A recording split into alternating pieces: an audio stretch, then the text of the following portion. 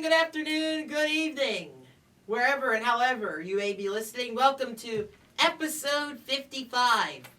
We had a week's hiatus there, Thanksgiving break, but we're back.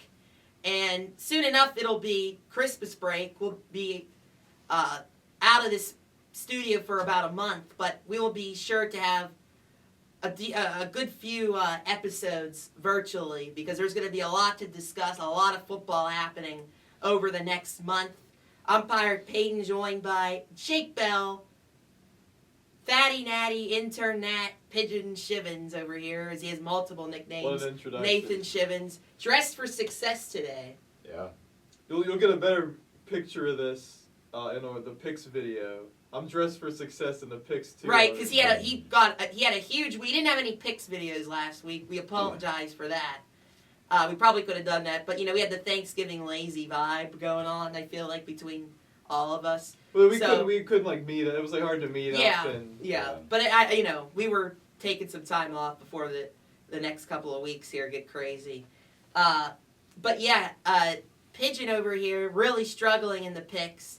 All of a sudden got +8. Now he's right back in the race for second who also place. Got +8. Brian Cashman. And so that's what I'm saying. Between the three of us, we're all within 5 points of each other. It's the race for second place, as Brian Cashman is way ahead of everybody. He owns this podcast. He does, yeah. He owns the Pirates. He owns this podcast. He just owns everybody. And I have to address something because people are saying, well, we didn't see the video. That +8 by Nathan Schivins is potentially fraudulent. It's potentially made up. People are saying that. Really? And I would like to address that.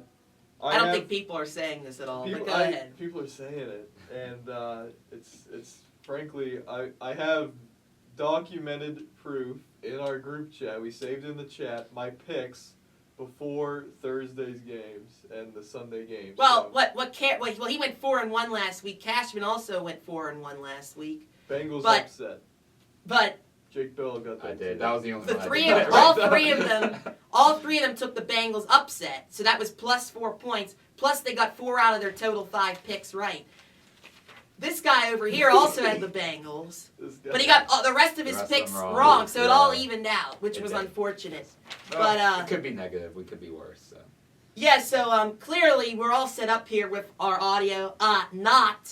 There's no audio. No. You're just hearing us through the camera this week. We apologize for that. I kind of wanted to fake it out and pretend like there wasn't any audio, but you could probably tell that there isn't the normal audio the normal clean crisp audio. Yeah, but we're gonna pretend like we have audio and be big shots here with the mics because of course we're gonna do that. So, yeah, I don't know where I was going, but other than that, we could get right into it.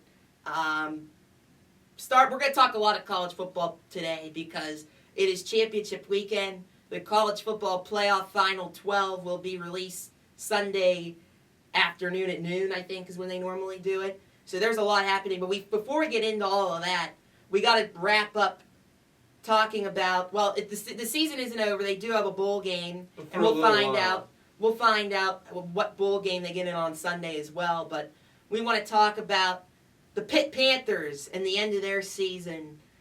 We talked about the Notre Dame game. Did we talk about the Georgia Tech game? I don't know if we did or not. But either way, they had hope going into Miami, and similarly, despite all the hype similarly to the Notre Dame game, the hype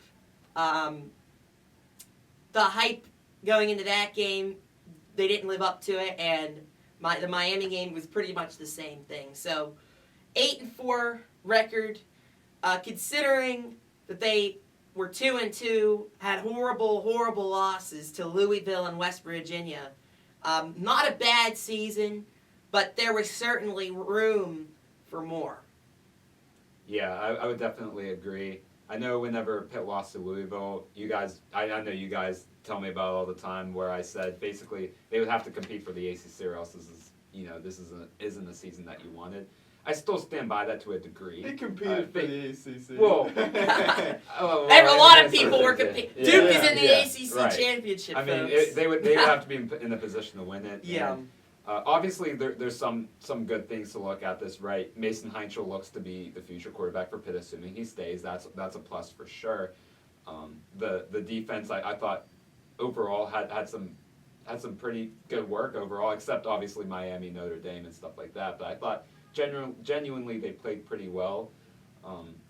The offense at times were able to roll if the line was blocking, but against the really good teams, they just weren't able to work, and that's a concern. And it's just, I don't know, I can't say, oh, this is a successful season, because the two games that Pitt played against really good teams were at home, and they got blown. They weren't out. even competitive. No, like usually those, like in 2021, 2022, those are games that would have been competitive, and this year just wasn't. And I can't say, oh, this was such a great success. I don't care that we were 2-2 before. It's just you can't, if you want to make strides, you can't look lifeless against two teams you would have played in the playoffs if you were to win the ACC. So that's also something to take away. But overall, it could have been a lot worse of a season. Again, there's still some things to look forward to, but there's going to be some questions in the offseason. What's going to happen with Kyle Lewis and Rasheed Biles? Or whether they're going to entertain. You have to look at the offensive line. How are you going to rebuild that? That was not an ACC Power 4 offensive line, and it showed against a really good competition. And how was the defensive line that didn't really have that true star? Like, we had Kalijah Cansey, but even if you look back, Patrick Jones, Jalen Twyman, like they didn't have guys like that, and they still were disruptive against teams like NC State, against Georgia Tech, but like against Miami and Notre Dame, they were able to run the ball pretty well whenever they did. I know Miami didn't run as much as Notre Dame did against Pitt, but they still had some success on the ground there. It just makes you, kind of think like, what is Pitt going to do during the offseason? And I guess we'll have to wait and see. But overall, there's not too much bad. You technically improved, but you go 8-5. You lose to West Virginia. How happy are you with all the guys that returned? I don't know, but we'll see what happens. Yeah, I agree largely with your assessment, Jake Bell, although I think it was a successful season. We really want this to happen. I really want this to happen. Pitt, Penn State in the bowl game. I think that'd be absolutely. I don't think that will happen, but wouldn't that be something? Oh, some people are saying, but I've heard before they've tried to put Pitt and West Virginia in a bowl, or Pitt and that never happens. I just don't feel like they put rivalries in a bowl much. But you never know. It's possible. But yeah, why don't what is the reason for that? I don't know. It would be entertaining, but yeah, I say it was success with the caveat of the West Virginia game, because that's one of those where Pitt was clearly the better team going into the game. They were clearly the better team all season, but still no excuse. You play terribly, you lose that one, and now West Virginia has bragging rights over you for 5-6 years, so however long until this rivalry renews. Along with basketball too, you put both of those into perspective. Yeah, but Pitt basketball, they had won 3 in a row against West Virginia, right. 2 in a row. Yeah. Before that, the loss, and that was more expected, that performance. But the football one was I had a feeling Pitt won its games at home, and they got the game on the road in Morgantown the first time was one of the worst games I've ever watched in my life, and that second one was really bad. So I had a feeling going into that game, I was just rivalry, they could lose this Narduzzi special. They lose that game, and that's kind of hanging over. Because if they're 9-3 right now, but they're not going to the ACC championship or anything, but then they beat West Virginia on the road, I would say wow, that's really with the opportunity to win 10 games and automatically be ranked in the top 25. That's right. That's a good thing. But I agree, Jake. The biggest issue this season was the line of scrimmage, and it showed up in the biggest games of the season. The O-line is undersized and not talented, very talented at some positions, and the D-line was very undersized and undermanned all season long, and there wasn't, like you mentioned, Jake, a true star. I was thinking Jaden Moore could be that guy, but he just couldn't find the field and stay healthy and be on the field, and that was unfortunate. But they're all a bunch of solid players. But I think this is a larger thing with Pitt. They, in the transfer portal, you know, and there's some realities about Pitt. They're not going to be a huge, one of the top spenders in college football at this juncture. Now, if a huge donor or two comes in and wants to, you know, pay a lot, then that could change. It's all about the money, and Pitt, when you're in the transfer portal, when you get transfers from Utah State, Eastern Michigan, Richmond, Charlotte, like you're getting. They're transferring up, like it's just they're going to a different level of competition. It's a different level, and they were really good in their spots, but this is a step up, and it's like whereas these teams that are really competing, the transfer portal is primarily Power 4 with some Group of 5 like really good players like supplementing around that. So I think that's a bigger issue that Pitt's gonna have to contend with, and it's just a reality of the NIL world. But Pitt has a selling point this off season. O-lineman, you can block for Mason Heinschel and a potential NFL quarterback. We have to the first thing they have to do is make sure that Mason Heinschel is staying at Pitt. Yeah, I agree, number one. But I'm fairly certain he's staying. And the good thing is, assuming Holstein's transferring, you would get that $1.5 million back, or that you would at least have $1.5 million to spend. So yeah, well, I mean, yeah, the Holstein thing, like. The money's off the books anyway. You know, like I'm assuming it's just like a 1-year thing, like year by year anyway. Exactly. So, but yeah, you have that room to pay up. You're gonna have to pay up. Kyle Lewis, Rasheem Biles coming back, NFL draft transfer. Who knows? I assume they would at least entertain the idea of going to the NFL, but hopefully they stay if they don't. But the big key for me this offseason, obviously, like retaining Heinschel, retaining Ja'Carrion Turner. Hope and Kenny Johnson's another one in there with Kyle Lewis and Rasheem Biles. Like, does he have an NFL future? He's a junior. I think Kyle Lewis is going to the draft, right? Well, is he a senior? He's or is a he a junior? redshirt junior, so he has another year if he wants it. But it's likely he's going to go because he's the second ranked safety actually by Mel Kiper, our buddy. We love Mel Kiper. Yeah, because they say he's as quick as a safety, but he's a little undersized for an NFL linebacker. Yeah. He's perfect for the Steelers. Yeah, I was just thinking that, but I wasn't going to say it, but I was just thinking that. But he's actually better. He's better though. It's retaining these guys on offense and hopefully as much as you can, just on both sides of the ball. Kenny Johnson, you hope. I don't know if he has an NFL future like this upcoming season, but he might want to transfer somewhere. You never know. Right. And retaining those guys and bulking up. If you can't get like talent, just get like bigger bodies on the O, because they're just like B.J. Williams is short. He's like a shorter guy. Like Lyndon Cooper, he's probably coming back. These are like shorter guys. They're bigger, but they're like shorter. They get pushed around. Ryan Baer is not great. There's nobody on the O-line that's like impressive. Yeah. Let's just be honest. Absolutely. Yeah, and so when I heard like Lyndon Cooper, he might be coming back, I'm like, okay, okay. So you got to beef up the O-line. You got to like all the money like into the transfer portal like should be on the O-line and D-line because that's where we've seen it in the biggest games. That's where the games are won, and pick up pushed around in both of those games considerably. Now the Miami one, I heard this and I kind of agree with it too. It kind of felt like, you're trying to get up for 3 like massive games to like keep your season like afloat here for like ACC aspirations. Like, did that wear on them a little bit? And everything. And I think that had something to do with it. I think it was a terrible game plan for that game. I think it was one of the worst game plans I've ever seen. Malachi Toney, I'm still like literally Malachi Toney. I'm watching. He's wide open every play. Yeah. If Carson Beck, if that was. There's not really any great quarter. I mean, Fernando Mendoza. He's an all right college quarterback. He's a decent college quarterback, Carson Beck. We just don't view him as a guy who's going to be successful in the NFL. Really good QBs, if one of these really good QBs was the Miami quarterback who like throws the deep ball, they could have had a bunch more points because they were putting McIntyre on Toney.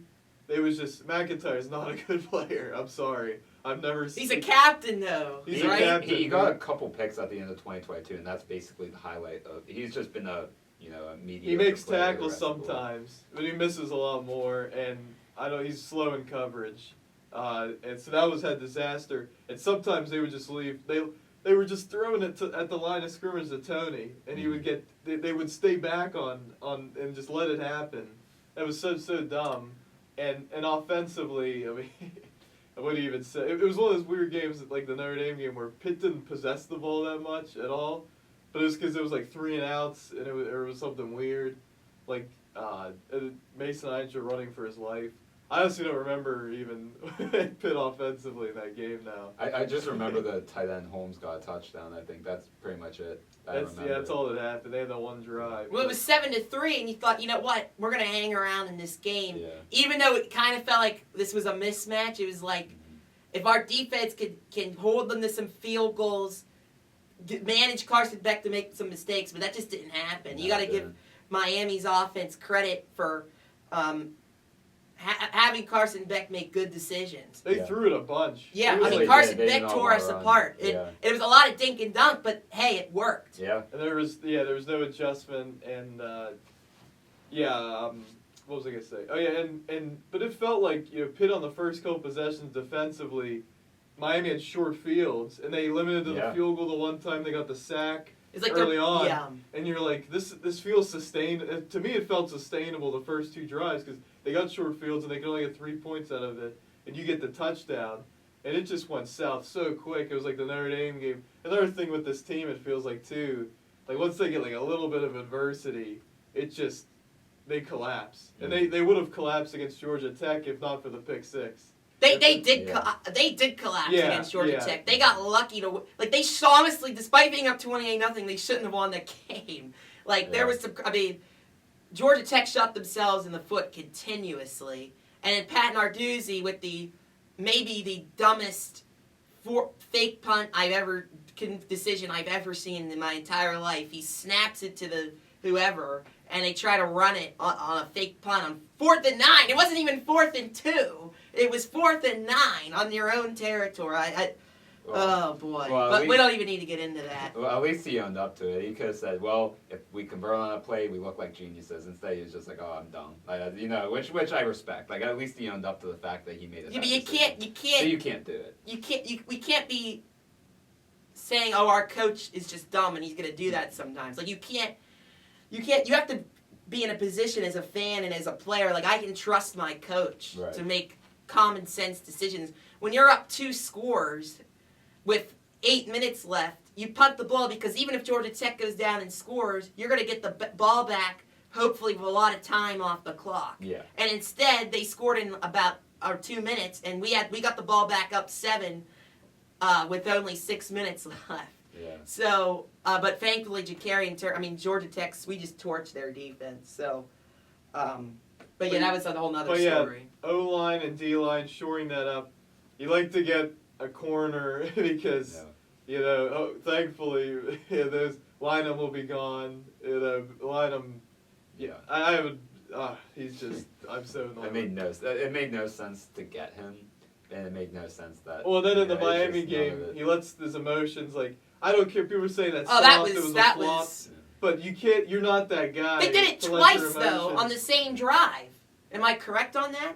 They had 2 unsportsmanlike on the same drive. Yeah. And the one would have held them to a field goal to open up the second half, which would have been huge, being down 17-7. Because they made a 3-score game. And I feel like we have this with Pitt every year in at least 1 or 2 games, and that falls on the coach not having a hold on his locker room. And that's our thing with Narduzzi and Tomlin. It's they're players, coaches, but to what degree? How far do you let certain behaviors, and how far do you let your message go in terms of being a player's coach? You have to have discipline in your locker room and understand that, look, if you do something stupid, there's going to be consequences for that. And, I feel like that's just been a constant issue over the years. But they would have lost that game anyway, but they should have held them to a field goal there. Yeah. It would have been a 2-score game. And then maybe, who knows what changed. Obviously, Pitt would still lose, but, at least who knows what would happen. And if they make the game more competitive, you're like, okay, we can compete with a team like this. It gives you more optimism. But then them just getting blown out, it's like... Again, it just felt like in the 2 losses, the other team wanted a lot more. Mm-hmm. When Pitt still had so much to fight. Now, that's what I'm saying, that last game, the Miami game, it kind of felt like mentally the team wasn't it was kind of exhausted because you play Notre Dame, you get destroyed on both sides of the ball. You get up for that game so much and you get blown out. The Georgia Tech game, gotta win it. Keep your ACC hopes alive, and they play well for large portions of the game, and then you go to this game, you're like, we got to get up again. Big game, noon Eastern, ABC, and it just felt like Miami was determined, like Notre Dame was determined, and I got to give credit to Mario Cristobal because that's like one of those games where you lose. Yeah, right, in the cold, right? I didn't think that. Like, people kept saying, "Oh, it's gonna be 32." Like, I think people were treating the Miami Hurricanes, like the Miami Dolphins. Yeah. Because that's something you talk about with the Dolphins. Yeah. I don't know if that's necessarily the case for a college team. They played in Blacksburg the week before and it was cold. Like, Yeah. I didn't understand that, but we'll wait to see what the bowl opponent is. I'm hoping, we were talking about this, the Holiday Bowl. We like the Holiday Bowl, like with Arizona or something like that, or Cincinnati. If Pitt ends up with a 9-win season, like that would be a good season for them, considering where they were after 4 games. But the thing is, with the bowl game, you never know what the matchup's going to be, and we've seen with Narduzzi. Let's just say the game is against either a group of 5 team for some reason, which I don't think it will be. I don't think There's Pitt's... no chance. Yeah. I doubt that, but let's just say it's against Minnesota or Northwestern, right? Like, we saw it against Eastern Michigan a few years ago. They almost lost. We saw it against Toledo. And I know those are Power 4 teams, but it's kind of on the same level of, is Narduzzi going to treat this game seriously, number one? And are the players, and because of that, are the players going to be really focused and ready to go? And will the coach be ready to not make stupid decisions? And can the same thing be said for the players, right? And to be focused. But if they play a team like Arizona, I know has been thrown out, Tennessee, Cincinnati, because that would mean something, right? For recruiting. Washington. Alabama. No, and also Washington, I think, would be a good... Well, I think Washington's going to get a better game. Yeah. Well, they were 8-4 too, but I feel like Big Ten 8-4.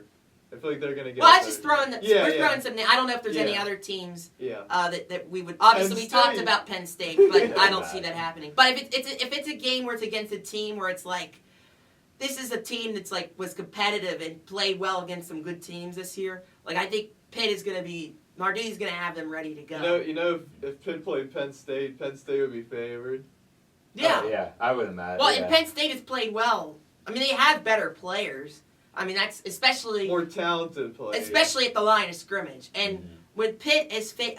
And Pitt hasn't played a lot of teams. Why they're 8-4 is they haven't played a ton of teams where, like, these guys, they have such a disadvantage at the line of scrimmage.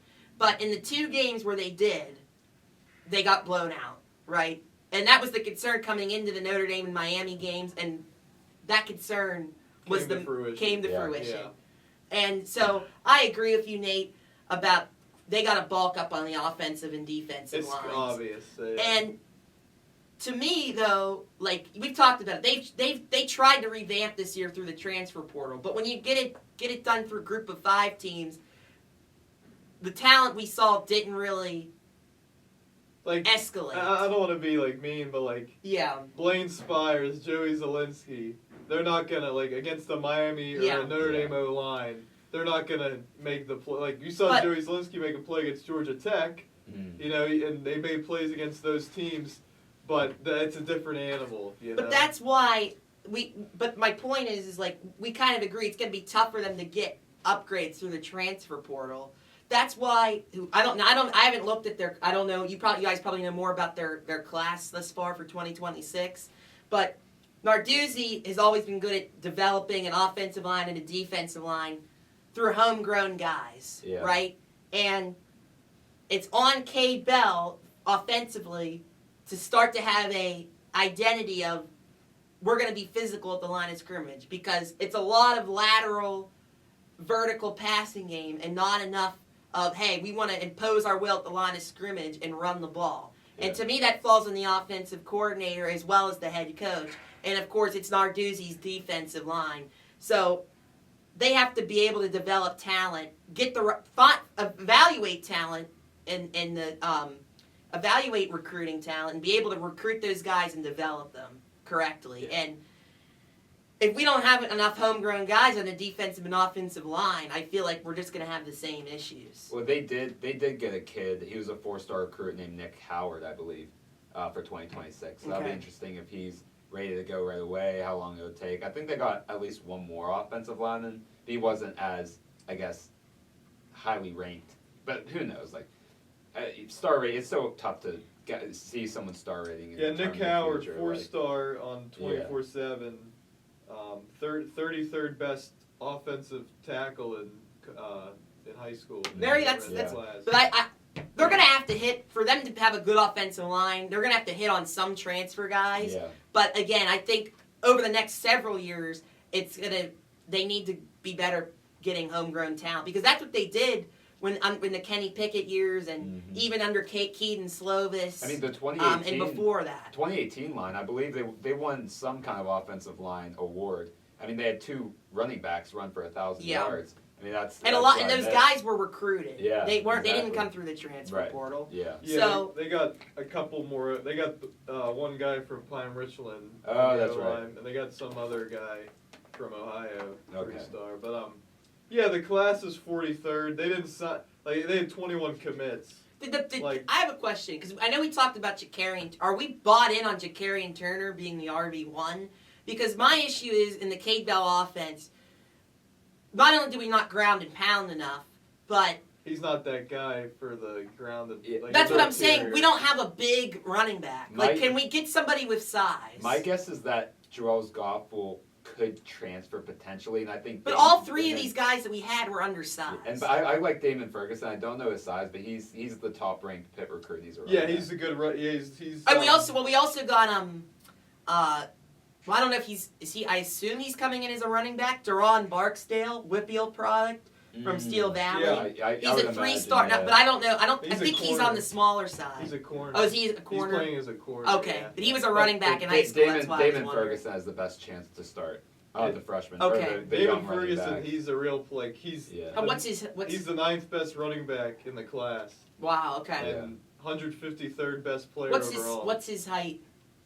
5'11", 190. So he's like the same. Small, yeah. Yeah, I don't know if that's a Cade Bell thing. Like they like smaller backs. But I don't know, that quarterback. You got Pitt football is about having a running identity. Yeah, Corey Daly. Yeah. Pitt football is about having a running identity, and they're not, and that's my issue with Cade Bell. And I think the development of the offensive line and having a running game falls on him.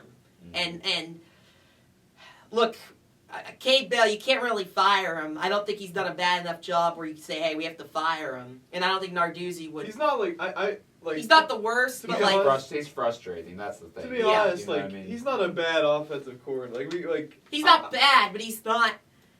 Like, this is a he good. He needs to be more. Yeah, he gets credit for me, for Mason Heinschel and stuff. I give him credit. Yeah, that was his guy. I mean, he knows quarterbacks. He knows how to get the passing game going, but you can't be one-dimensional. Yeah. And that's my problem. You can't be one-dimensional. And his play calling in the red zone this year, horrific. Yeah. Horrific. And we talk about the West Virginia game, but the Louisville game, which was more impactful. If you win that game, you were up 17-0, and I know the refs screwed us the one touchdown, but still, you were still up 17-0. Mm-hmm. There was no excuse to lose that game, and what lost us that game, and they want to make the argument that the quarterback changed everything, and it did in a way. I mean, they found their actual guy, but to me, losing those games, and especially the Louisville game, was not on Eli Holstein entirely. Yes, he threw some costly interceptions, but it was you were inside the 10.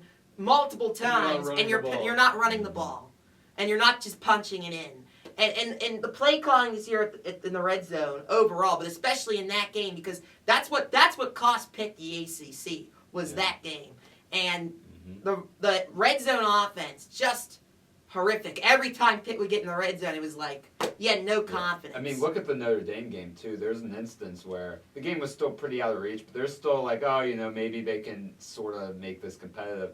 They were inside, the 2-yard line for 8 straight plays because they got a pass interference. Which was very ticky. Yeah, it was. So they had 8 chances to get into the end zone. They couldn't.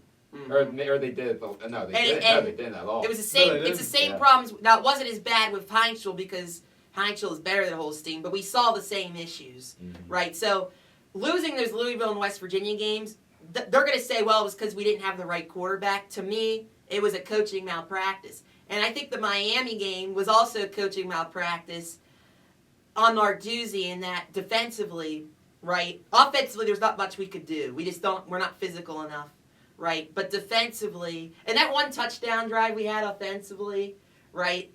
It felt like they had to give every last ounce to get in that end zone. It was like, are they really going to get down and score again? It kind of felt like that at the time.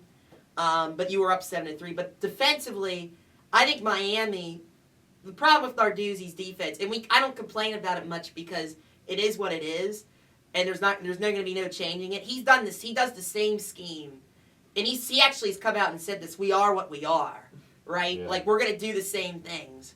And so if you know how to attack it, you're going to have success. And I think Miami, I'm guessing that Mario Cristobal and whoever runs that offense, right, look back at film from 2021, right, Yeah. when Pitt lost. That was the year we won the ACC, but Miami beat us that year.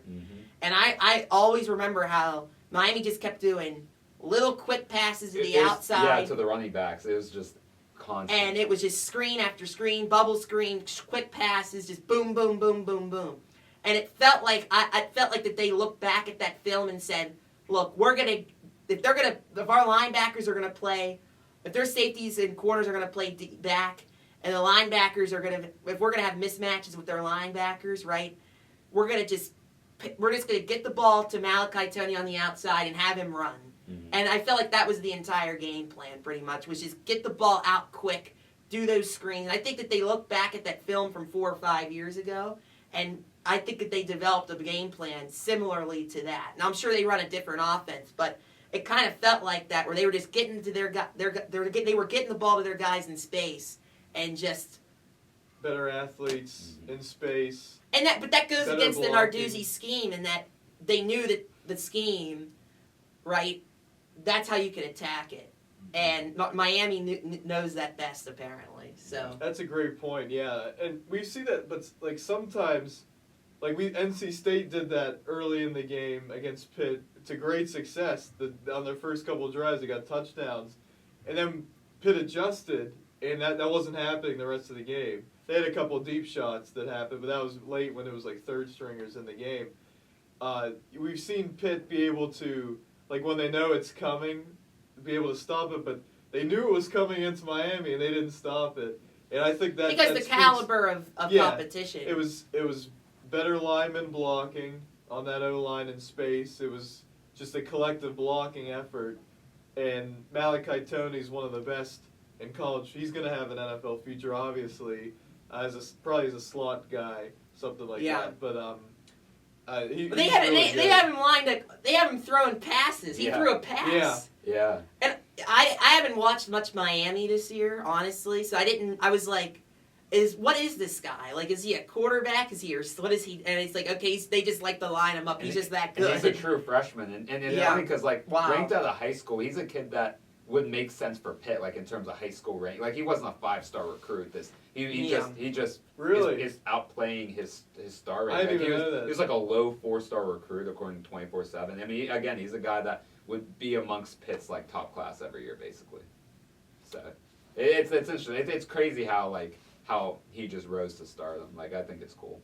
Well, Miami, they're in a great spot. I mean, if they could just get it together, like they're in a recruiting hotbed. And they have the history. I mean, Florida's a mess. Florida State's a mess. Yeah.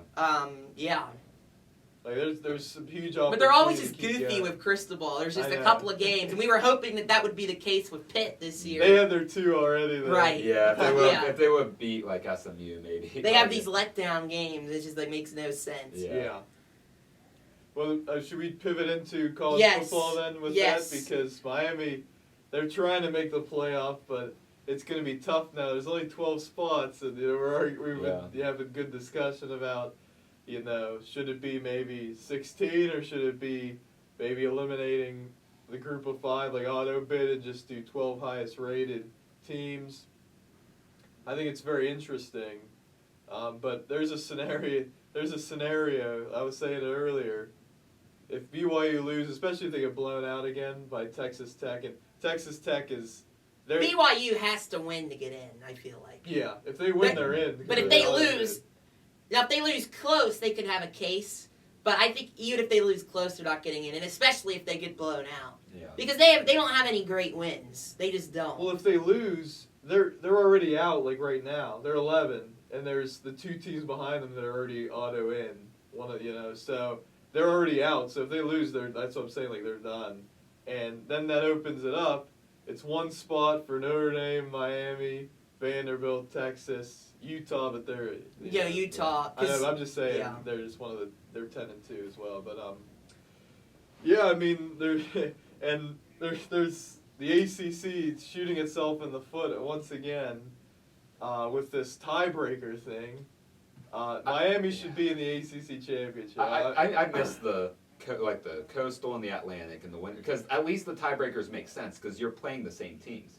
Every single team in this, they're playing. Yeah. So at least that makes. So you these either tiebreakers go back to doing Coastal and Atlantic, which they won't apparently, No, they don't. or you just whatever the tiebreaker should be, whoever has the best overall record. Yeah. Right. That should be the tiebreaker. There's too many scenarios unless you have half the ACC play each other, then the other half of the ACC play each other. And if you don't do then yeah. I mean, ACC just proved its poverty by Duke making it in. I mean, it's just crazy.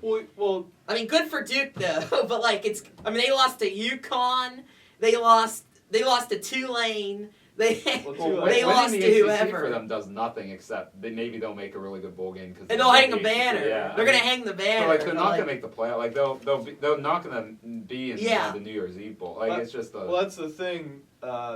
Duke, if Duke wins, they're not making the playoff. Exactly. No, we know that. And the ACC's not making it. Yeah. And the difference, like you say, Coastal Atlantic. The difference then was. It was Clemson versus whoever in the Coastal. Yeah. And there was a season, Pitt 7-5, where there was a 7-5 or an 8-4 from the Coastal, but they just lose by 30 to Clemson. I really think they should just do the tiebreaker. Should just be whoever has the best record, overall record. Yeah, That should be the especially if tiebreaker. the teams aren't there's teams. If the teams didn't play each other. But there's and it's just so many different scenarios because Duke lost to teams that Miami beat and stuff like that. It's just a whole mess. Yeah, and that has But to could Duke win?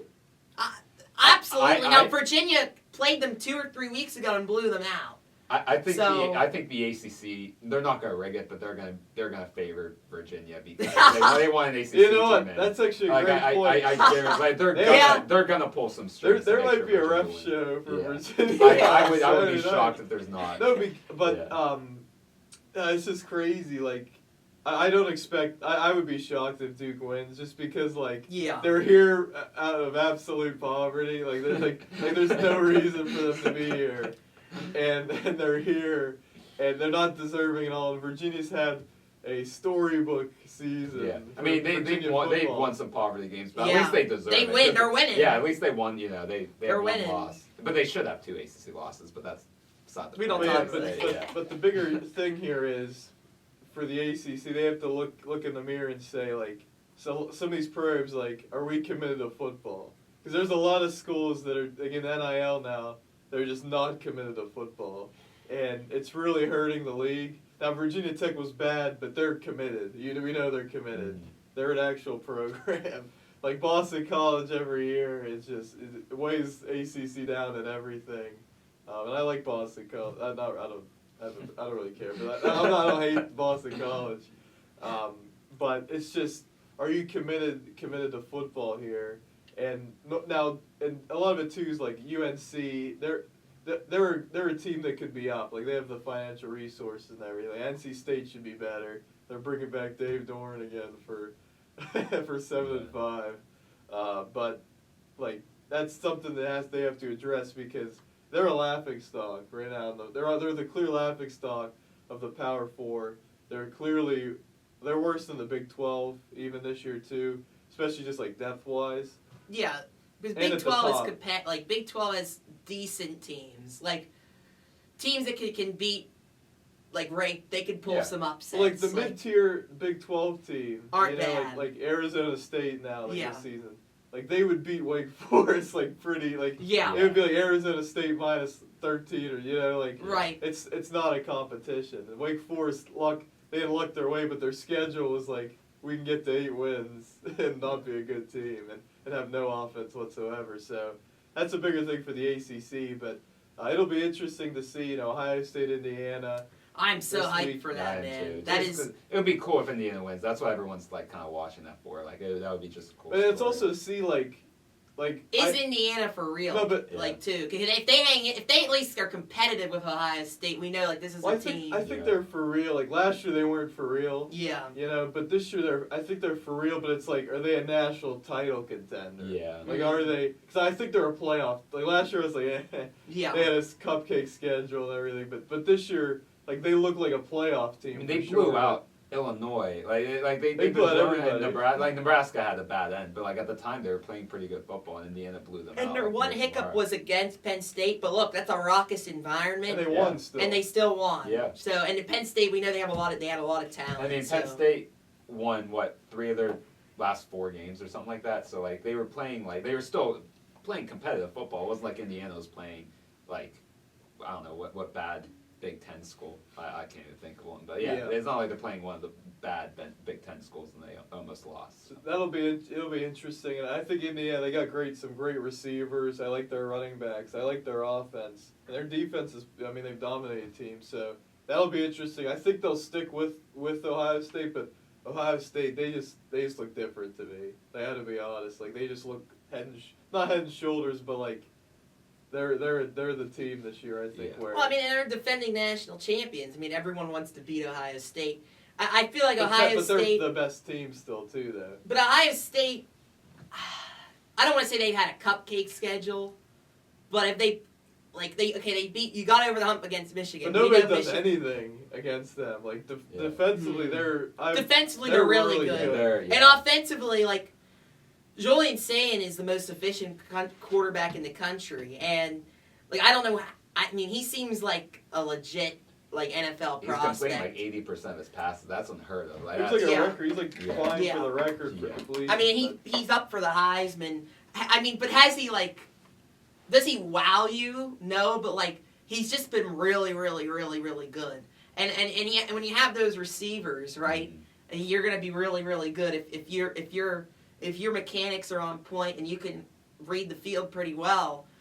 The sky's the limit when you have Jeremiah Smith and Cornell Tate. And he's what, a redshirt freshman right now, a true sophomore. Like he's still a very young Yeah. quarterback. He wouldn't be able to go to the draft. He's only but gonna still get can. better. See the Exactly. guy? He was Alabama. Was he the Alabama? He was Yeah, but then he Alabama, like and transferred like He right might be away. if they were out because the quarterback class this year has been a big disappointment. Mhm. He's either the first or second guy in this class if he were graduating easily. Yeah. Yeah, but so obviously looking forward to that one. Yeah. Looking forward to now. I was hoping A&M would make it to the Yeah, SEC 'cause- championship but- because it's Alabama, Georgia. I again. know, But I know. I love the big brands, and they made it, and You know, A&M didn't win. So Yeah, and A&M had been looking. I mean, they were losing They were 30-3 to South Carolina. they were bad against Texas. Like, Yeah, I they were. give credit to Texas for that win, but Marcel Reed was making some decisions. He looked like that the were, old Marcel yeah. Reed. Yeah. Yeah. especially at the end, like.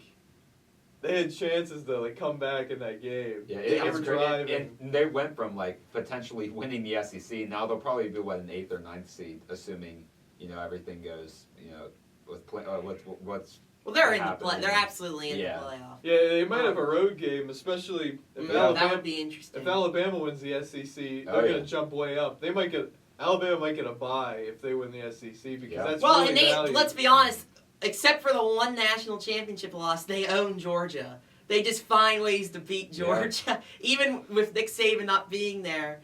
They can't. Georgia just always seems to find a way to lose to Alabama. I mean, whenever so. Georgia won their first national championship with Stetson Bennett, Alabama beat them, in the SEC championships. Alabama was the SEC champion, but Georgia was the national And champion. we I gotta thought that was be, kinda we gotta funny. be honest about Kinda Georgia funny. this year. They're not very impressive. Now you can make the same case about Alabama, but compared to past Alabama and Georgia teams, these teams are not as impressive. I think the whole sports like the talents. It's more spread out. I think throughout the college Right. football, and it's just like the top teams aren't as like there's no Deshaun But Watson. for the amount of times Georgia was losing in the fourth quarter to some teams, the fact that they went 11-1 is remarkable because they were looking down and out in a bunch of different games and they won. And you have to look at it this way: a lot of these teams are also losing depth because a lot of their these second, third strings they're entering the portal because they're not playing right away, and Georgia and Alabama are going to have the best players in the country starting. But in terms of their second string, that's where it gets a little rocky. But yeah, Georgia, I mean, and they beat Georgia Tech 16-9. You can only put 16 points up against Georgia Tech's defense. I mean, that's weird. Concerning. They're always weird against Georgia Tech. Yeah, it is a rivalry. So that's like an action. But I hate that it was played at Mercedes-Benz. That is Stadium. terrible. Yeah. That's awful. The environment's weird. It's red seats. It's some Georgia Tech home game. It was just weird, but. I'll tell you what, Alabama, they're not doing anything this year if Ryan Williams doesn't make an impact. Like, he's been so quiet this season. He's been hurt a little bit, but they were talking about on the broadcast last week when they were playing Auburn, like he's just not even getting snaps like on the field. And it's crazy because I think Ty Simpson is easily better at throwing the football than Jalen Milroe was. So you'd expect Ty Simpson's a baller. I mean, he can play. He hasn't been as good recently. But he's still a better passer. He's not bad for a freshman, right? He's a. That's right. He's like a And I always forget. Yeah. But still, like for his first year starting, it feels like he is because But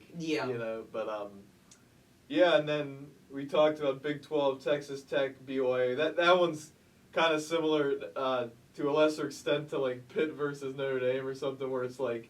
The line of scrimmage, like Texas Tech has real play. They have like 5-star players on that D line, and BYU's O line. If Texas Tech can get consistent quarterback play, because Texas Tech is in, even if they were to lose to BYU. They have a really good defense too. Yeah. That's what I'm saying. That if they can get good quarterback play, their defense is going to keep them in a lot of games. That defensive line, like that is a real team. It'll be neat to see them like hosting a playoff game.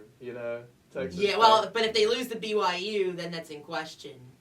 I really don't see a scenario. Okay. Where BYU. I don't really understand the seat. I don't know how they do the seeding and how. No, I'm just saying as for the game, I just don't see BYU winning that. Oh, game. right. Yeah. I just think the BYU. It's kind of like. Well, when it was at Texas Tech, I mean, it was for 60 minutes. It was a dominant performance by the Red Raiders and. Yeah. Actually, they missed on a lot of opportunities in the red zone. Texas Tech did. They should have won that game by more than they did, actually. Yeah.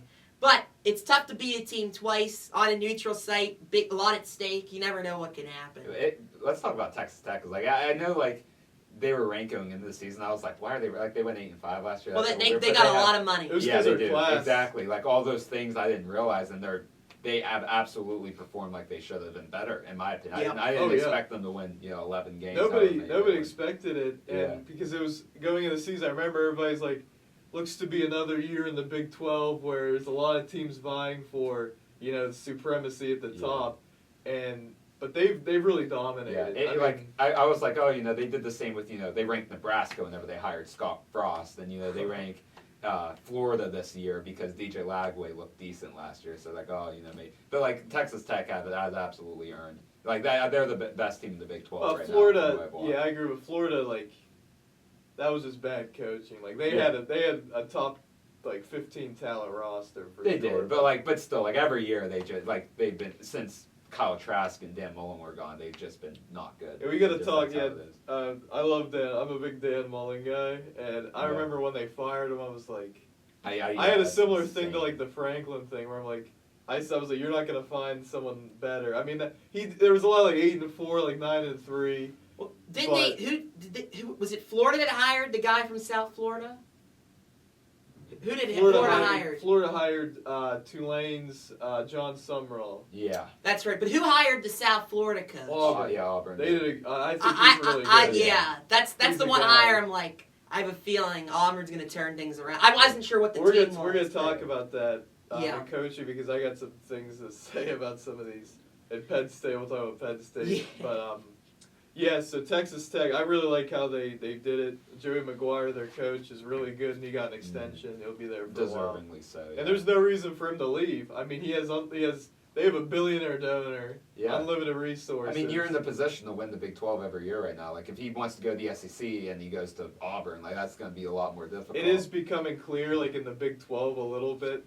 Like, Texas Tech, BYU now, too. Like, they had a really good recruiting class. Utah, like, those are, like, the teams. And West Virginia, congratulations, you're the 28th ranked recruiting class. But they brought in 48 That's guys. like over half the roster. Yeah. Because they had senior transfers that are graduating right now. Yeah. They brought in so many. So because I saw West Virginia fans were like, so they're going to be Pitt, super young next year. But we're going to see like more of these teams get these better recruits now. Like just because of the transfer portal. Like now you can really sell. Hey, you can play right away here. You might sit at Alabama for a couple years, then transfer to. I think Rich Rod. I think he knows what he's doing. Yeah. I do. He's good. It's going to take a while, but I think, yeah. Similarly like what we were saying with Pitt, you don't want to be too much into the transfer portal because, like, you'll get Nobody does. You don't want to be too much into. You have to build homegrown talent, and yes, they got 38 3-stars, but you got to start somewhere. Yeah, they got 48. Or what was it? And 44 of them were 3-stars. And then there were 4 4-stars. 3 4-stars, like one that was like lower than 3. And one of those 4-stars, I got to mention this. Matt's, Shockingly, I think out of all the teams we thought he would go to, Matt Sieg, Fort Cherry, the 2-time Whitfield champion, the all-time yards leader in the. I don't know if it's pass. Yeah, I think it's the all-time touchdowns leader.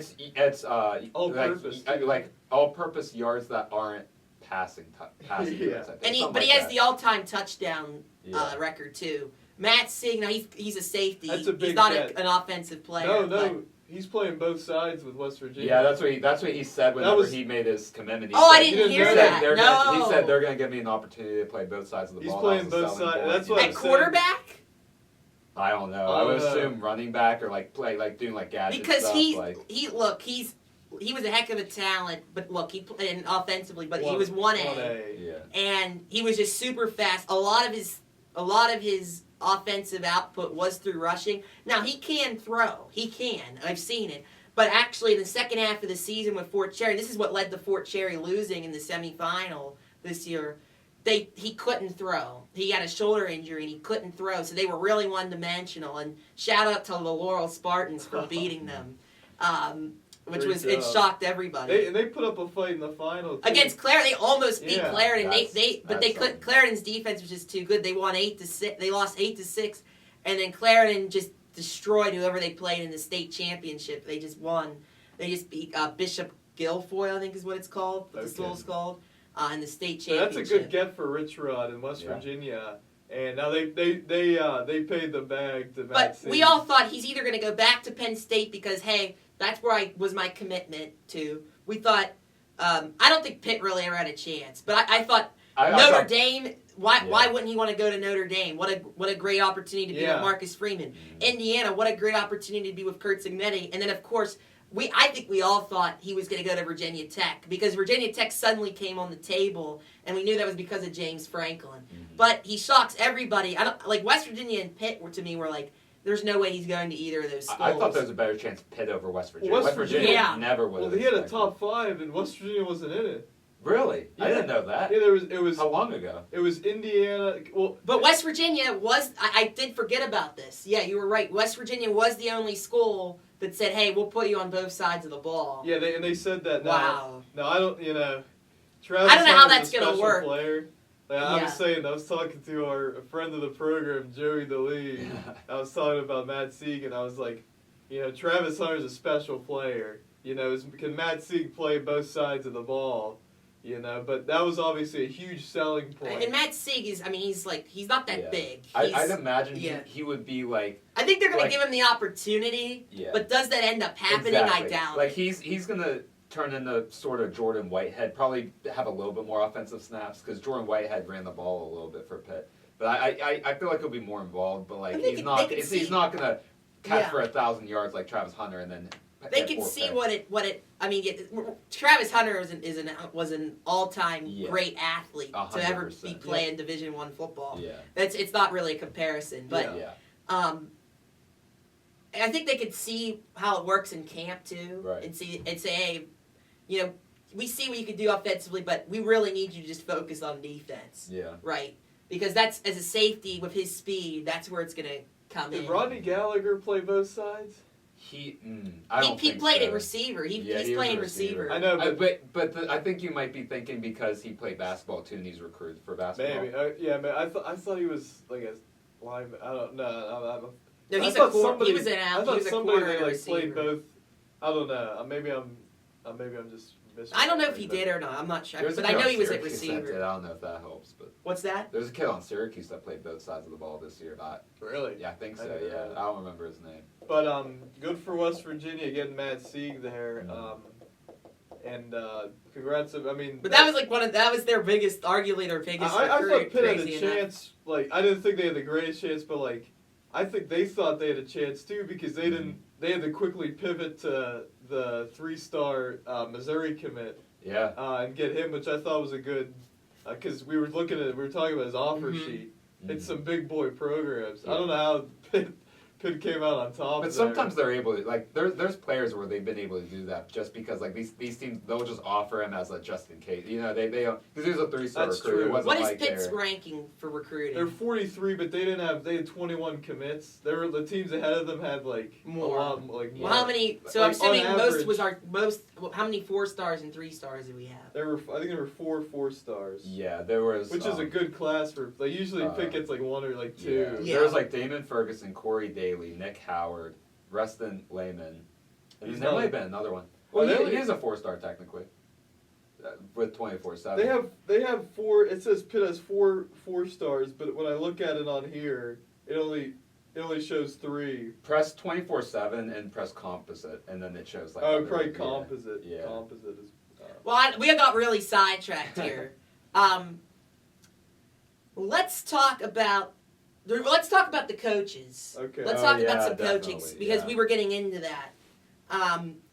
Lane Kiffin was the story for weeks Yeah. and and we didn't know what he was. But I think everyone kind of thought the fact that he was drawing this out, like he's eventually going to go somewhere. We found out Florida's out, and then it was between LSU or staying at Ole Miss. He goes to LSU. It's risky because LSU is a mess, but you're going to get a lot of big-time talent there. And we know Lane Kiffin knows how to run an offense. He knows his side of the ball. If he gets the right coaches around him, the thing is our people, because I know the governor was interfering with the program and telling, they need to let Lane be Lane and not interfere too much. He But I think handled he's that absolutely so an bad. upgrade over whatever Brian Kelly was bringing, which He's was not- yeah, nothing. he's not- Yeah. And a bad attitude. But it's interesting because he could have stayed at Ole Miss and said, "Look, I'm just going to be a legend here."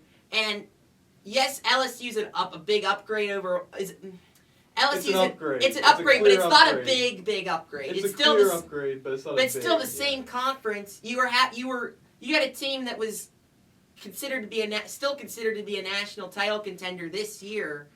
I mean, the fact that you were 11-1 this year, you probably could have built on that and continued to be a title contender over the next however many years.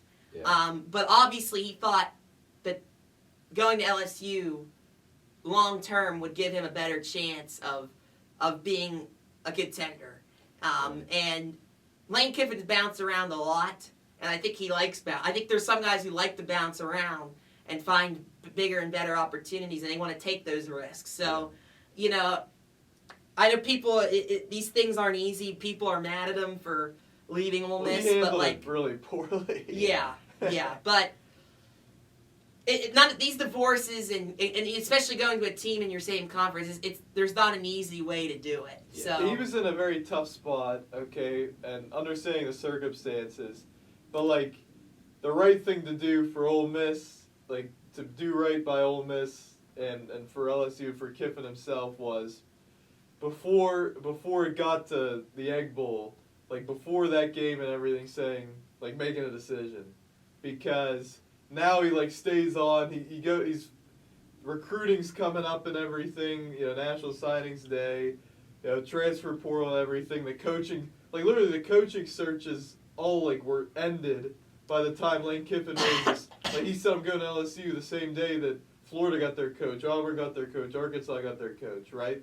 So these names are coming off the board now. You put Ole Miss in a really tough spot, future-wise. Now they hired on staff Pete Golding. And he's Yeah. their coach next year as well. He'll be their Yeah, coach. which I think is smart because at least you have that relationship. But with the it kind of recruits. forced them into that. Yeah. Either that or like looking around at some lesser names that were available. Exactly. And so I think he should have done a little better. I think he was he knew. I think he knew all along, or at least for a while, he was going to LSU. But he just couldn't. He didn't want to like.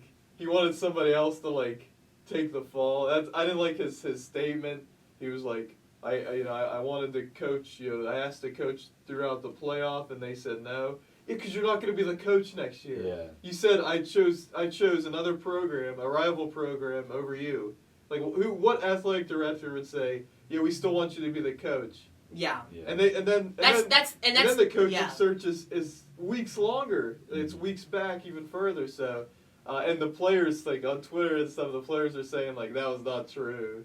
Like they're saying like because he was saying the players like wanted me to coach still, and they're like we did not want you to coach. Like Wow. you're leaving. You're literally leaving. You're leaving. Well, So here's the thing I think is a fatal flaw though, and I don't blame Lane Kiffin for still wanting to coach, but I don't blame the athletic director. Obviously, right. if You you're don't going say to another, that. You don't lie. right? You about don't. that. Yeah. It was a wrong statement, but I think the fatal flaw has nothing to do with Lane Kiffin or the athletic director and what they wanted to do. The issue is the problem with college football is right, like Calendar. wait till the season. Yes, calendar. Wait till the season's over to do all this coaching carousel stuff. But these schools they have to jump on the recruiting train right away. But why can't NCAA make a rule like we wait until you have to wait until after the bowl games are over, after the national championship's over for this to all start? Because, and I'm not saying you can't have commits like come in, but like signing day or something. Move signing day because Lane Kiffin shouldn't have been forced to make this decision now. He should have been able to complete the season with Ole Miss, Right. and then if he wants to go to LSU, you go to LSU. Like I think, and Ole Miss, I'm not saying that they can't compete in the playoff, but like without Lane Kiffin, like what are they gonna be? Right. Like you're basically taking a team, making a team in the playoff that was interesting all year less interesting, and that's bad for the brand. It's bad for the college football brand, and it's bad for the ratings. And you can look at it this way too. It like is. who knows what the future holds? This could be the last time Lane Kiffin ever competes for a national championship. You don't know what's going to happen you at don't know, LSU. yeah, you have no idea. And LSU since Joe Burrow, they haven't been nearly as impressive. They made the SEC championship game with Jaden Daniels, but that's about the highlight of their tenure or that tenure after Joe Burrow. So it's just I don't know. You can't bet that you're going to get in this shot with LSU and Ole Miss. I think we could all agree that they're probably not going to win the national championship. At least that's the best chance that you've ever had. And who knows? Like you don't know what's going to happen. And you compete at the highest level of college football. Like it's risky on his part, but I mean LSU, you're always going to have that brand. You're always going to have the recruits. Ole Miss, it was sort of like I don't want to say underdog, but like they're not going to grab these like LSU. Just the name itself is going to bring in more talent. I think that's what he's banking on. Yeah, and I don't blame like Lane Kiffin for going to LSU at all. It's the better job. It's a job where like you were talking about Jake Bell a little bit. Like Ole Miss is a good job, but they're never gonna really be like a national champion. His decision came down to. I don't mean to interrupt. His decision came down to: is this 11-1 season and what we've done here? Is this going to promote the program? Is there going to be enough money? Is there going to be enough promotion of the program because of this season long term, or do I have a better opportunity to LSU? And the answer was still clearly LSU. They have a lot of money. Like the Ole Miss actually, they money was not. They matched. They were like going to match whatever LSU did, and they did apparently. But I'm not talking about money to him. I'm talking about money into the program. Well, but that is like if you give him like a bunch of money, like you're invested, you're fully in. But the thing, it's just the history of Ole Miss. Like they've never been in this spot. They've always been like, in the SEC. And Mississippi's, it's good. It's a good state with recruits, but Louisiana's different. Like Louisiana's one of those. It's like really good, and the LSU brand, and Well, he Death clearly Valley. thought that this 11-1 season wasn't going to be Well, there's a ceiling. long term. There's a ceiling for Yeah, it all wasn't this. going to be like this is going to carry us to being an elite team every Right. single year. And who knows? Maybe no matter how well I coach. Maybe in 2 or 3 years, Ole Miss falls off and then Lane Kiffin gets fired. Like, is that Right. is that worth? I don't know. Yeah, it's just you a know tough what? spot. Every time, this is an interesting note. Every time Lane Kiffin gets like that big time job, it falters within a couple of years. USC was a disaster. Yeah. Tennessee was a disaster. People are saying like, I don't think that's gonna happen. But it's like it's an interesting thing to like note. Like when he's been at these top tier programs, it not only hasn't worked out, it's been a disaster. So I don't think that's going to be. I mean, LSU's already had their not disaster. I think Lane Kiffin has made a lot of improvements in his life. I don't know his full backstory, but like he obviously had some issues and he lost a lot of weight. I think when you change as a person, you can change as a coach too. Obviously, so. Yeah, I agree, but he's still like a little. Well, yeah. He is who he is. He's Lane Kiffin, Yeah. But now it's like a good thing, so right. which is good for him and everything. But there's some other ones. So good on LSU. But $100 million for a coach. My whole thing is it's not about Lane Kiffin and the whole situation. My thing is I don't know. I'm not an expert on how recruiting and all that works, but let's figure out a way to not force all these decisions to happen during the season. Let's just college football. Let's find a way. Yeah. Yeah, and I think they're doing this. I don't know if that's starting this year or where it's just one transfer portal window. That's clearly the thing. They had one in the fall, and they had a fall and spring one. They had one literally this year. I don't know if it was this year, but last year, like definitely like in October, like you could enter the transfer. So a lot of players would enter the transfer portal and would be able to go somewhere in the season. Now they couldn't play that season, but they could go somewhere. And what they would do it like before they reach the 4-game window, so they can redshirt, and then they would enter the portal. Yeah, like just so Yeah, I think that was this year too, because Virginia. They were saying that with Virginia Tech this year when they fired Brent Pry. But yeah, I think if we want to get to some of these other ones, like I know we talked about Alex Golish. I think there's something about him. I don't know. I mean, what he did with USF was impressive because USF was never anything at all. Like I feel like they were never former Big East rival. Well, they were in the mid 2000s. They were really that's good. a long time ago. Like in the last, since I've been paying attention to college football, I'm saying this, like the ACC should have went after South Florida and Memphis instead of Cal and Stanford. Like I really think that. And it makes because those teams. Would you say South Florida and who else? Those teams are actually on the Atlantic coast. Yeah, it's the Atlantic coastal. This is just. This just goes to show how inept the ACC is. Like you have teams literally on the Pacific coast in your Atlantic coastal conference. Yeah. Like how dumb is that, dude? Yeah, because like Memphis is always really good. Yeah, they're getting they're updating their stadium. Didn't they just get a new coach too? Did their coach? No. Their coach left again, but we'll get to Arkansas. They fired. I don't know. He left for another job. Yeah, Memphis' coach because they came back and beat Arkansas early in the year, and now they hire him. Yeah. Who was their coach? I don't know. Ryan Silverfield. That's right. He's a lot of people are saying he's like a Norvell, but like maybe a worse Norvell. Right. Because, That's Arkansas there. Because they like every year like they've had like the talent advantage in the American, and they've been going 8-4. They got like 8-4 like every year. Did Mike Norvell come from Memphis? Yeah. Okay. But he was like he had the one year. Remember they played Penn State. That was his last year. Yeah. They played Penn State in the Cotton Bowl. Like they were really good. Yeah, and they had these like. He knew how to recruit these weird running backs. Kenneth Gainwell, Darrell Henderson, Tony Pollard, Antonio Gibson. Like they just had these NFL running backs that they're Swiss Army knives. But like South Florida, they're getting their own stadium now, which Pitt and Miami can't say. And obviously Memphis and South Florida, they're on the up. I just think it was so dumb, with Cal and Stanford. Now Stanford could become something. But still, they're on the Pacific coast. We're the Atlantic coast. But I think Auburn hit it out of the park. Now Auburn, they were locked on John Summerall the whole time, but then because Florida was in on Kiffin the whole time. Yeah. But then when they realized they couldn't get Kiffin, they they pivoted to Summerall like immediately, and he took the Florida. But the Florida job's better, but Auburn's a really good job. Like they've been really good. I think Alex Golesh, I agree, Peyton is like he's really good. I think he just has that it factor of a coach that knows what he's doing. And I think it's funny.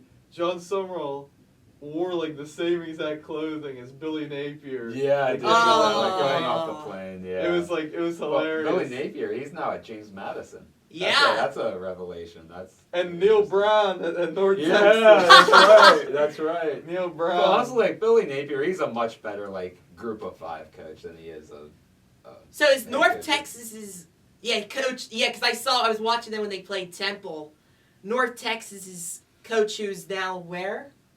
He's going to Oklahoma State. Yeah. He's still coaching them. So if they make the playoff, he'll still be coaching. Honestly, them. I'm shocked Oklahoma State was the best team he could go to. Like honestly.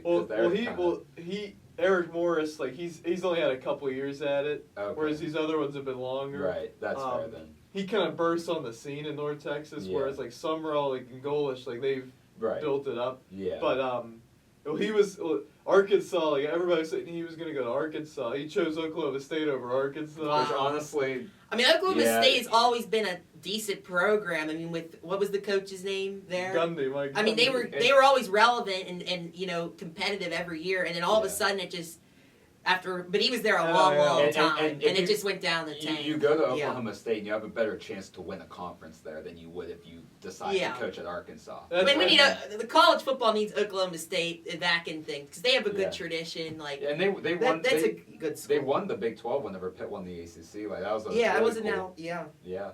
So. And but that was just Arkansas. Like they need to do some soul search. They're like the biggest like loser other than like Penn State because their program's a mess. And they have the biggest. They have talent. No, but they have like the biggest brand, like Walmart, Tyson Chicken. Like they have these huge brands that are sponsors that are and they're not like, but they're not. Their football program's been so bad that they don't want to invest in Arkansas. And their football program has always been a weak point. And then there were a few years there under Pittman. The last few before this year, like.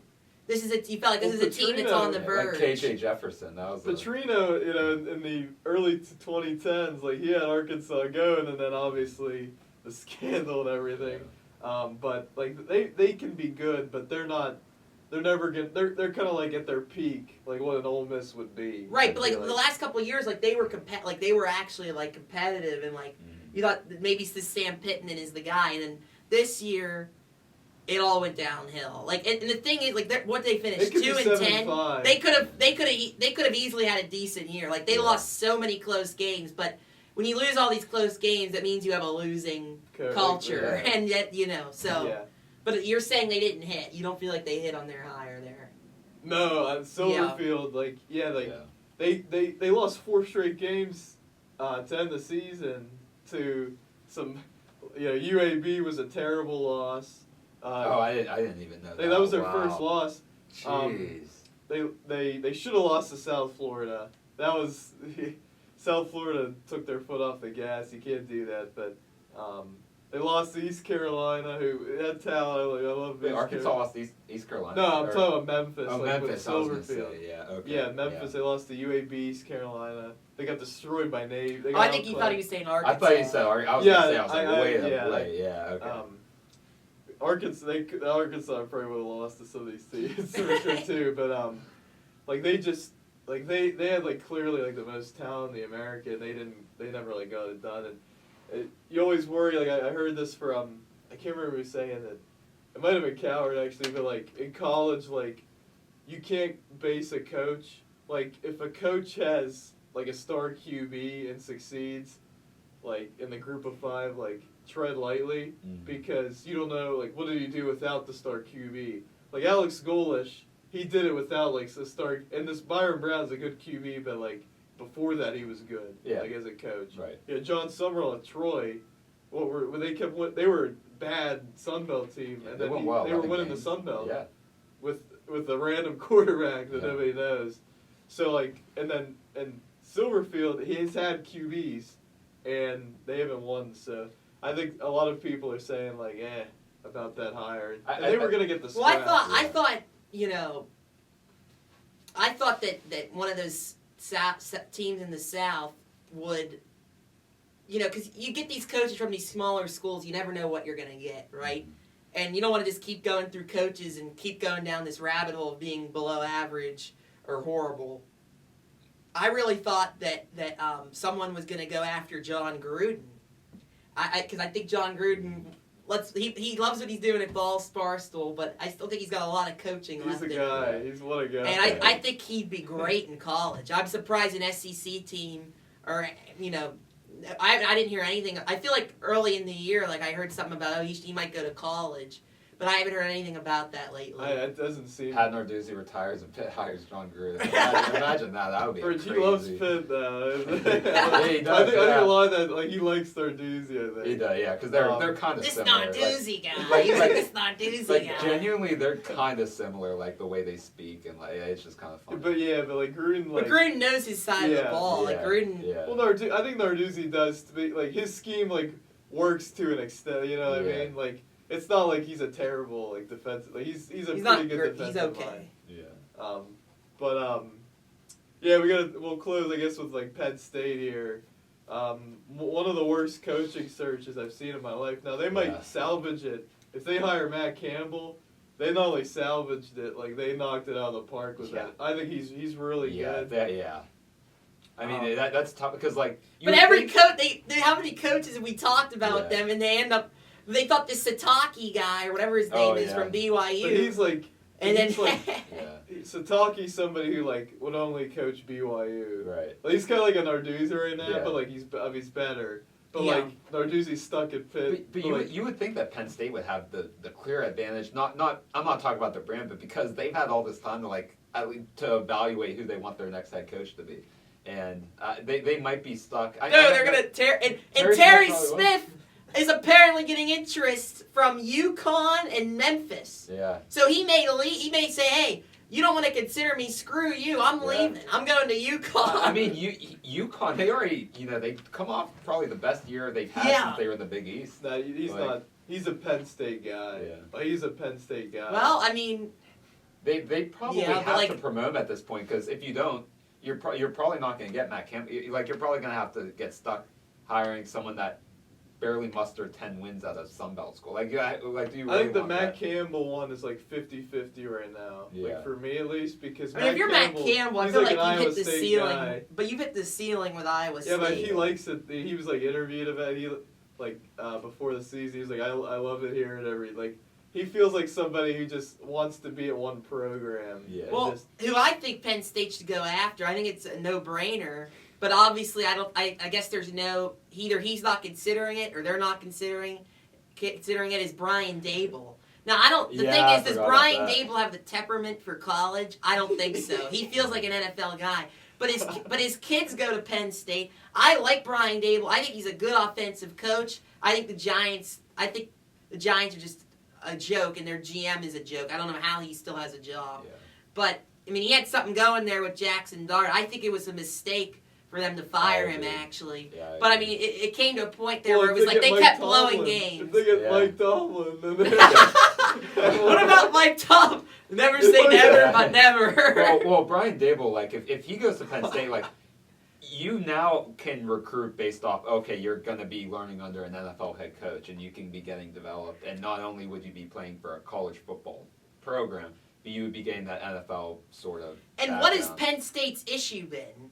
Offense. Yeah. That's been their issue over the years, especially in terms of a passing game. Mhm. So you get a guy like Brian Dable, you'd think you'd get some better recruits in terms of quarterbacks and receivers, Yeah. and you'd actually be able to develop a modern-day offense. I think with You Dable too, like you talk about like temperament, like it's not like he's going to Arkansas or something where like if he were in Arkansas this past year, like he would have had so many like imagine him in Arkansas this past year, like oh man. Like, Because we know when he doesn't like people. He would- Like, you know. he gets like you see him on the like he wears Yeah. his emotions on his Yep. sleeve, and that's bad for college football. Yeah. Because but like at Penn State, like talent-wise, they're gonna blow by like a lot of teams, and Right. so like it's the big game. but then you could also to counterpoint what I just said, like because he wears his emotions on his sleeve, he's gonna tell you like it is. He's gonna set the discipline in that locker room. Set the tone for Set that the tone. locker room.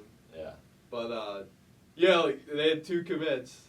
Yeah. So- I cannot believe that. And Like, I know, like you lose your coach, you lose a 2 lot of commits, commits but is that's crazy. still that's still insane. Like, All entirely self. because you look at the other programs that lost their coach, they still have like 20. You know, it's just insane how. This is why you should have let the season play out Yeah. with Franklin. Right.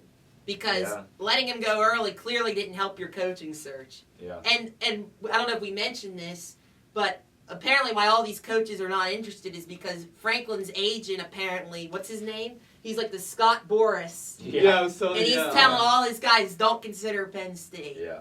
Yeah. So yeah, they're in that- trouble, man. I told you that. I completely forgot. But yeah, so like some of these guys that like were looking at Penn State maybe, or like were floated around. It's Sataki, right? Did he has the same agent? No, I don't think it was Sataki. Okay. No, he just got like Crumble Cookie basically came in and said, "Hey, we're keeping you." Yeah, wait, so yeah, that was That's- Yeah, so and James Franklin was like, he was talking about that. He was like, he made like a funny thing about like Crumble Cookie because they like stepped in and like yeah. they were like Sataki stayed at BYU. Yeah. And, It's like, incredible. That's so funny.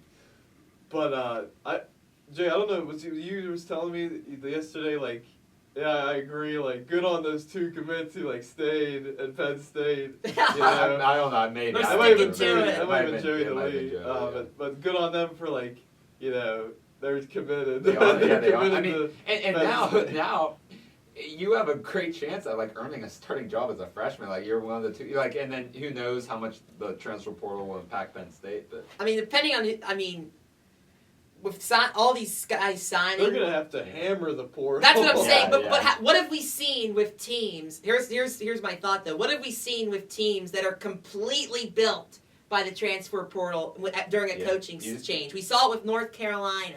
Colorado. Who else did we see it with? Colorado. It does not go well. Yeah, it does not. It at does all. not go well. So it would not shock me if Penn State didn't even make a But- bowl next year. But like, if Penn State gets a lot of returners, That's Yeah. true. Like, but they- we don't they- know. I'd imagine Like- Bruckmeyer if they say, "Hey, you're going to be the starter next year," he would stay. like they have the difference is like Penn State, they have talent with the returners if they return. If they return, so there's a lot up in and, the air. and the players they could get in the portal would Yeah. be would be better off, than a UNC or some of these other places. But Yeah. we saw like similar. The counterpoint to that is Florida State every year is heavy in the portal. Work the one year they go undefeated in the regular season.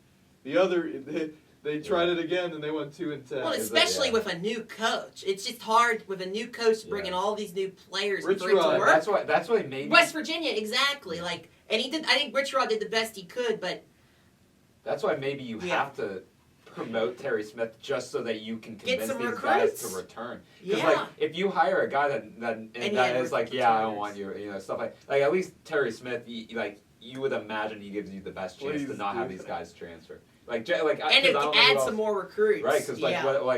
But either way, Yeah. it's a terrible position. Yeah, it Yeah. Which it's is why, awful. like, it's to me that's like marginal. And if I'm Penn State, like, I if I'm like I'm a Penn State hater, and I want Terry Smith. Like, Right. What does that? So what does that like say? Yeah. Like I think we've seen these teams and programs, and in the NFL too, when you hire within, like a lot of the times it's because you didn't get the options you wanted like externally, and you had to kind of settle. I feel like the Terry Smith, he's like somebody. He's kind of like somebody you feel like is like a lower. He should be like that lower coach for like a Penn. He should be like a Penn State guy like his whole life, but like as like a lower. I just don't know. Like I don't know if he knows ball like at all. I don't know anything about it. yeah, it But, seems like, yeah. It just seems like they he just was play in the for- same position a while. Yeah. And usually when that's the case, it's like, are you really like great at whatever? I don't even know. Is he an offensive guy? I don't even I know. don't know. I don't know what he is. I All I don't know even is know. he used to coach at Gateway. He's a Whitfield guy. Wow. That's all I know. And I hope he has good success somewhere not named Penn State. If he goes to UConn, I hope UConn has a That great. would- good I mean, I success. liked UConn this year. I know their head coach left for another school, but like I don't know. That was just a Jim fun- Moore. I don't know Pitt why. versus UConn. Nah, Bowl I don't know about game. that. I mean, That their would quarterback be- only threw like 1 or 2 interceptions all year. Like they, as a team, they only threw that. Yeah. So but yeah, I gotta say, when it happened, it's on there. Everybody at Pioneer Sideline said Franklin should have been fired. You were the only one. except me. And it's still early, Yeah. but and it was a lot of people. Everybody was saying Yeah. Franklin should be fired. I'm like, I've always been, yeah, he should have been fired No, but I after, could've seen after this- the end of the year. That's what I sort of. yeah, well, and I couldn't have seen this coaching debacle coming, No. Yeah. but Yeah. like.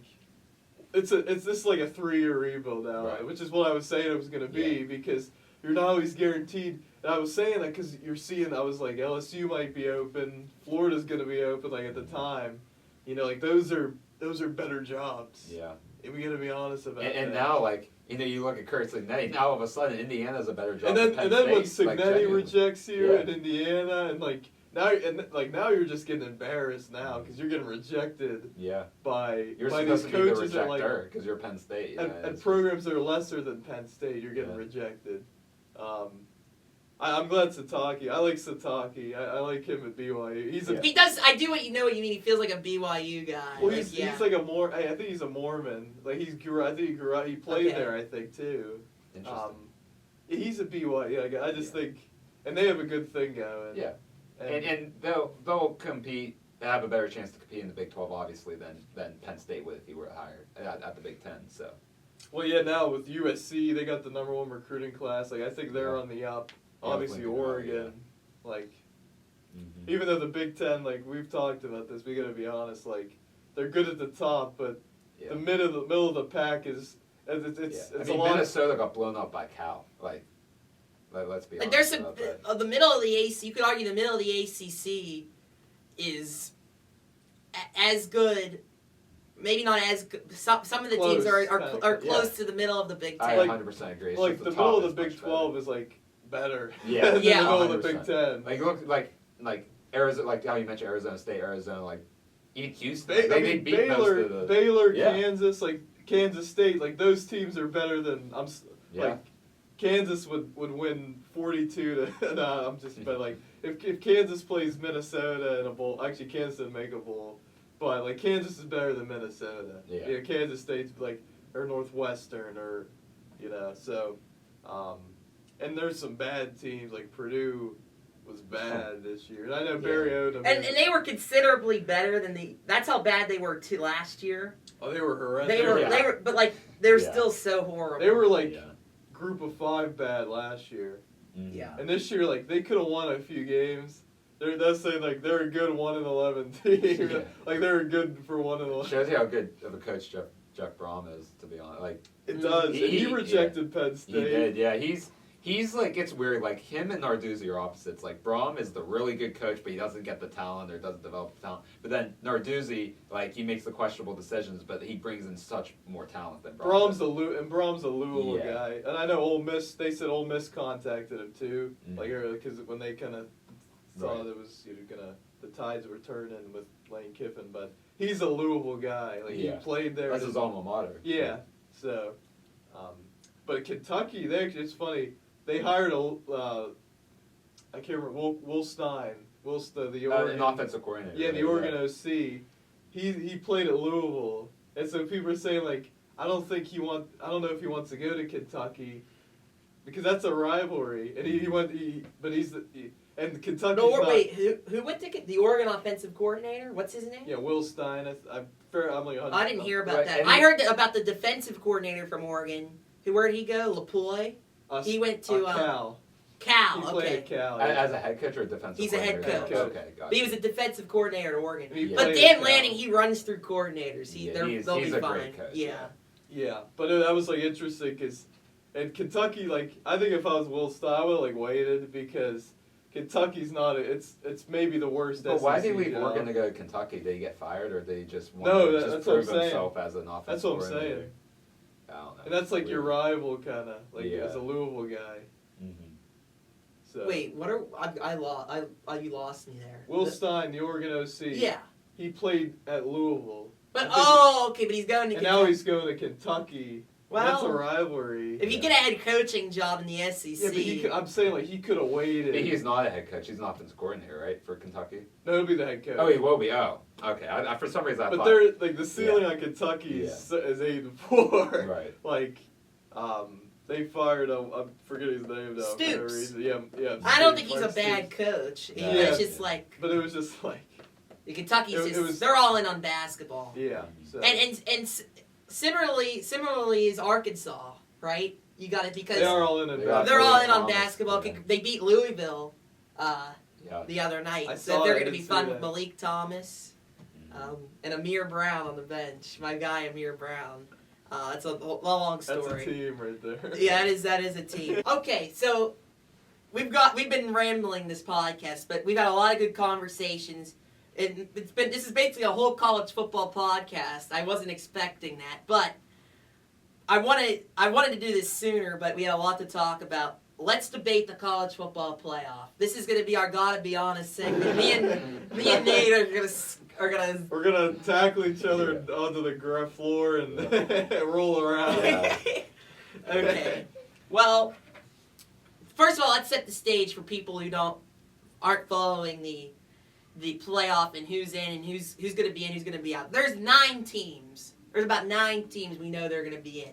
Let's look at the SEC. I think there's 5. Well, let's just go through Ohio State, Yes. Indiana. But I was going to start at the SEC. Oh, okay. So Alabama is going to be in, unless they were to get blown out by Yeah, Georgia. because No, if they get but blown that's out, not they gonna have 3 happen. losses. Well, they're in yeah. no matter. They don't like this week. Like conference championships, the committee has said like we don't do nothing with that. Yeah. But they're not. We know Alabama and Georgia's You going to be can't- close. Alabama's going to be in. Georgia's going to be in. Oklahoma's going to be in. A&M. Texas A&M Ole Miss. and Ole Miss. Yeah. There's your 5. There's 5 That's there. 6. No, it's 5. Georgia, Alabama, Ole Miss, Texas A&M, and Oklahoma. That's. Wait, No, it's like, Jesus. dude. Okay, Alabama, Georgia, Oklahoma, A&M, Ole Miss. Are we That's 5. Yeah. Are we forgetting any? Are we? Vanderbilt No. is a maybe, but that's No, not that's not no. guaranteed. No, that's though, 5 because we're talking SEC about teams. guarantees. Oh my Why did gosh. I think there was 6? I was. Okay, so then the Big Ten, there's 3. Indiana, Ohio State, Oregon. Yeah. They're all in. So that's 8. And then the 9th team, Big 12 will be Texas Tech. I'd imagine. Yeah. So there's 9 teams. Then you have this is where I gotta be honest. Okay. I hate the 5 conference champions thing. I hate it because there's a possibility now if Duke beats Virginia, you're gonna have North Texas and JMU in there, and we're gonna be leaving out teams who would be really interesting if they were in Vanderbilt, Texas, and Miami or Notre Dame. Those 4, like to me, 3 of those 4 teams, or at least 2 of those 4 teams, should be in the college football playoff. And even if Virginia were to beat Duke, there's really only a scenario where one of those teams gets in, and I think that's a huge, huge problem. And we're going to have a gotta be honest debate about do we prefer Notre Dame or Miami, but I first want to say we either need to expand the playoff to 16. If you're going to include these group of 5s, you need to either and do the 5 conference champion thing. You have to either expand the playoff to 16, no more than 16, or you keep it to 12 teams and just do the 12 best teams. Because to me, it's not like last year where Boise State was a clear, deserving group of 5 team. There isn't a group of 5 team to me that matches up with that you could say is one of the 12 best teams. I just don't see it at all. And with how deep the SEC is, and with how deep the SEC, you think, in the age of NIL, how deep the SEC is going to continue to be, you need to be able to find a way to fit in the 12 best, or at least 11 best group of 4 teams. You can't have 2 group of 5 teams. I'm sorry. For the business of college football, for the ratings of college football, for the fan experience, you can't tell me I want to see JMU or North Texas over Arch Manning, Diego Pavia. And I mean, maybe Miami and what they're doing. Notre Dame, like none of the like Vanderbilt and Texas, you could make the argument those teams shouldn't be in, but Notre Dame and Miami should both be in. That's my issue, and the fact that we have to have this debate about, well, Notre Dame's been more impressive as of late, but Miami beat them head to head. Who do you choose? The fact that we have to have that conversation, to me, that's the problem itself. Not that, the committee's incompetent if you put in Notre Dame over Miami. Well, you could also look at it this way: if they don't expand to 16 teams, maybe make it to where the 4 best conference champions win it instead of 5, because then that doesn't give you a scenario where if Duke wins the ACC, But the you're reason they SOL, did 5 was because there would be a group of 5 team that would be in. But then it gives it truly gives the best, like a group of 5 that really deserves it over, say, an ACC winner. Like then they truly deserve, because they're higher ranked. Like instead of having 2 group of 5s if Duke wins, where it's like, okay, this is a little bit hectic, and it's just a weird thing. Yeah, I think it's just going to cause more problems in the future because the SEC is so deep.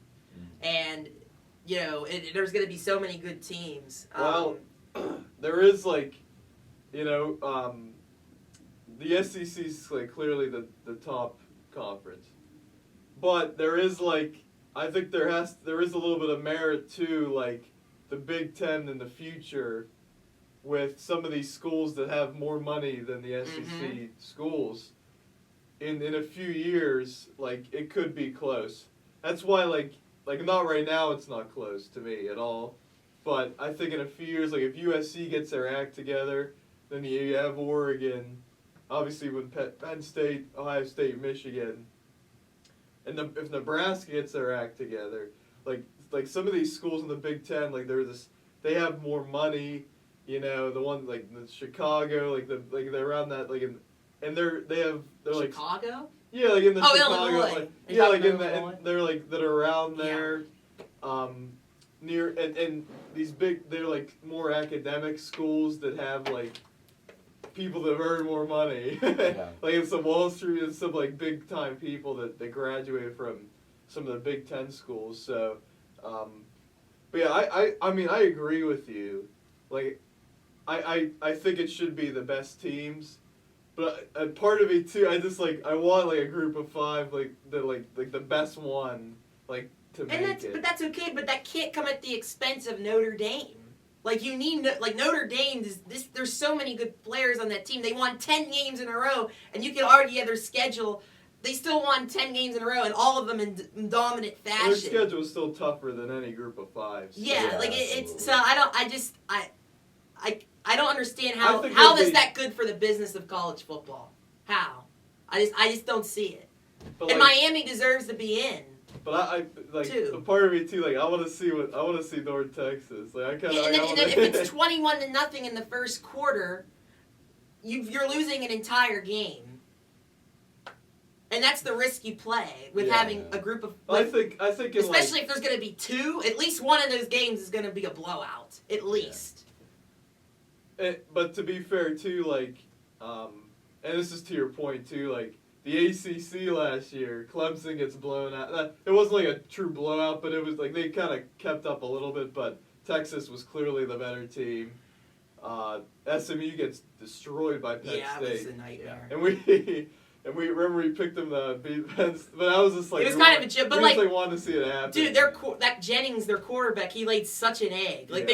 They could have been competitive because their defense was playing okay, and they kept turning the ball over. That's the argument too, and that's why the ACC, you got to get serious about football, all these teams, because last year and this season, other than Miami, there's not Virginia if they play.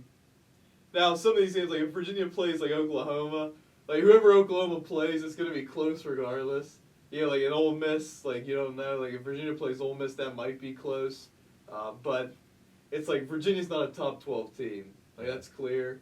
And so I agree with, this is but I'm hardcore, no more expansion. Because once, if you do it again, it's going to get to 24. But I don't see a world where they don't have expansion.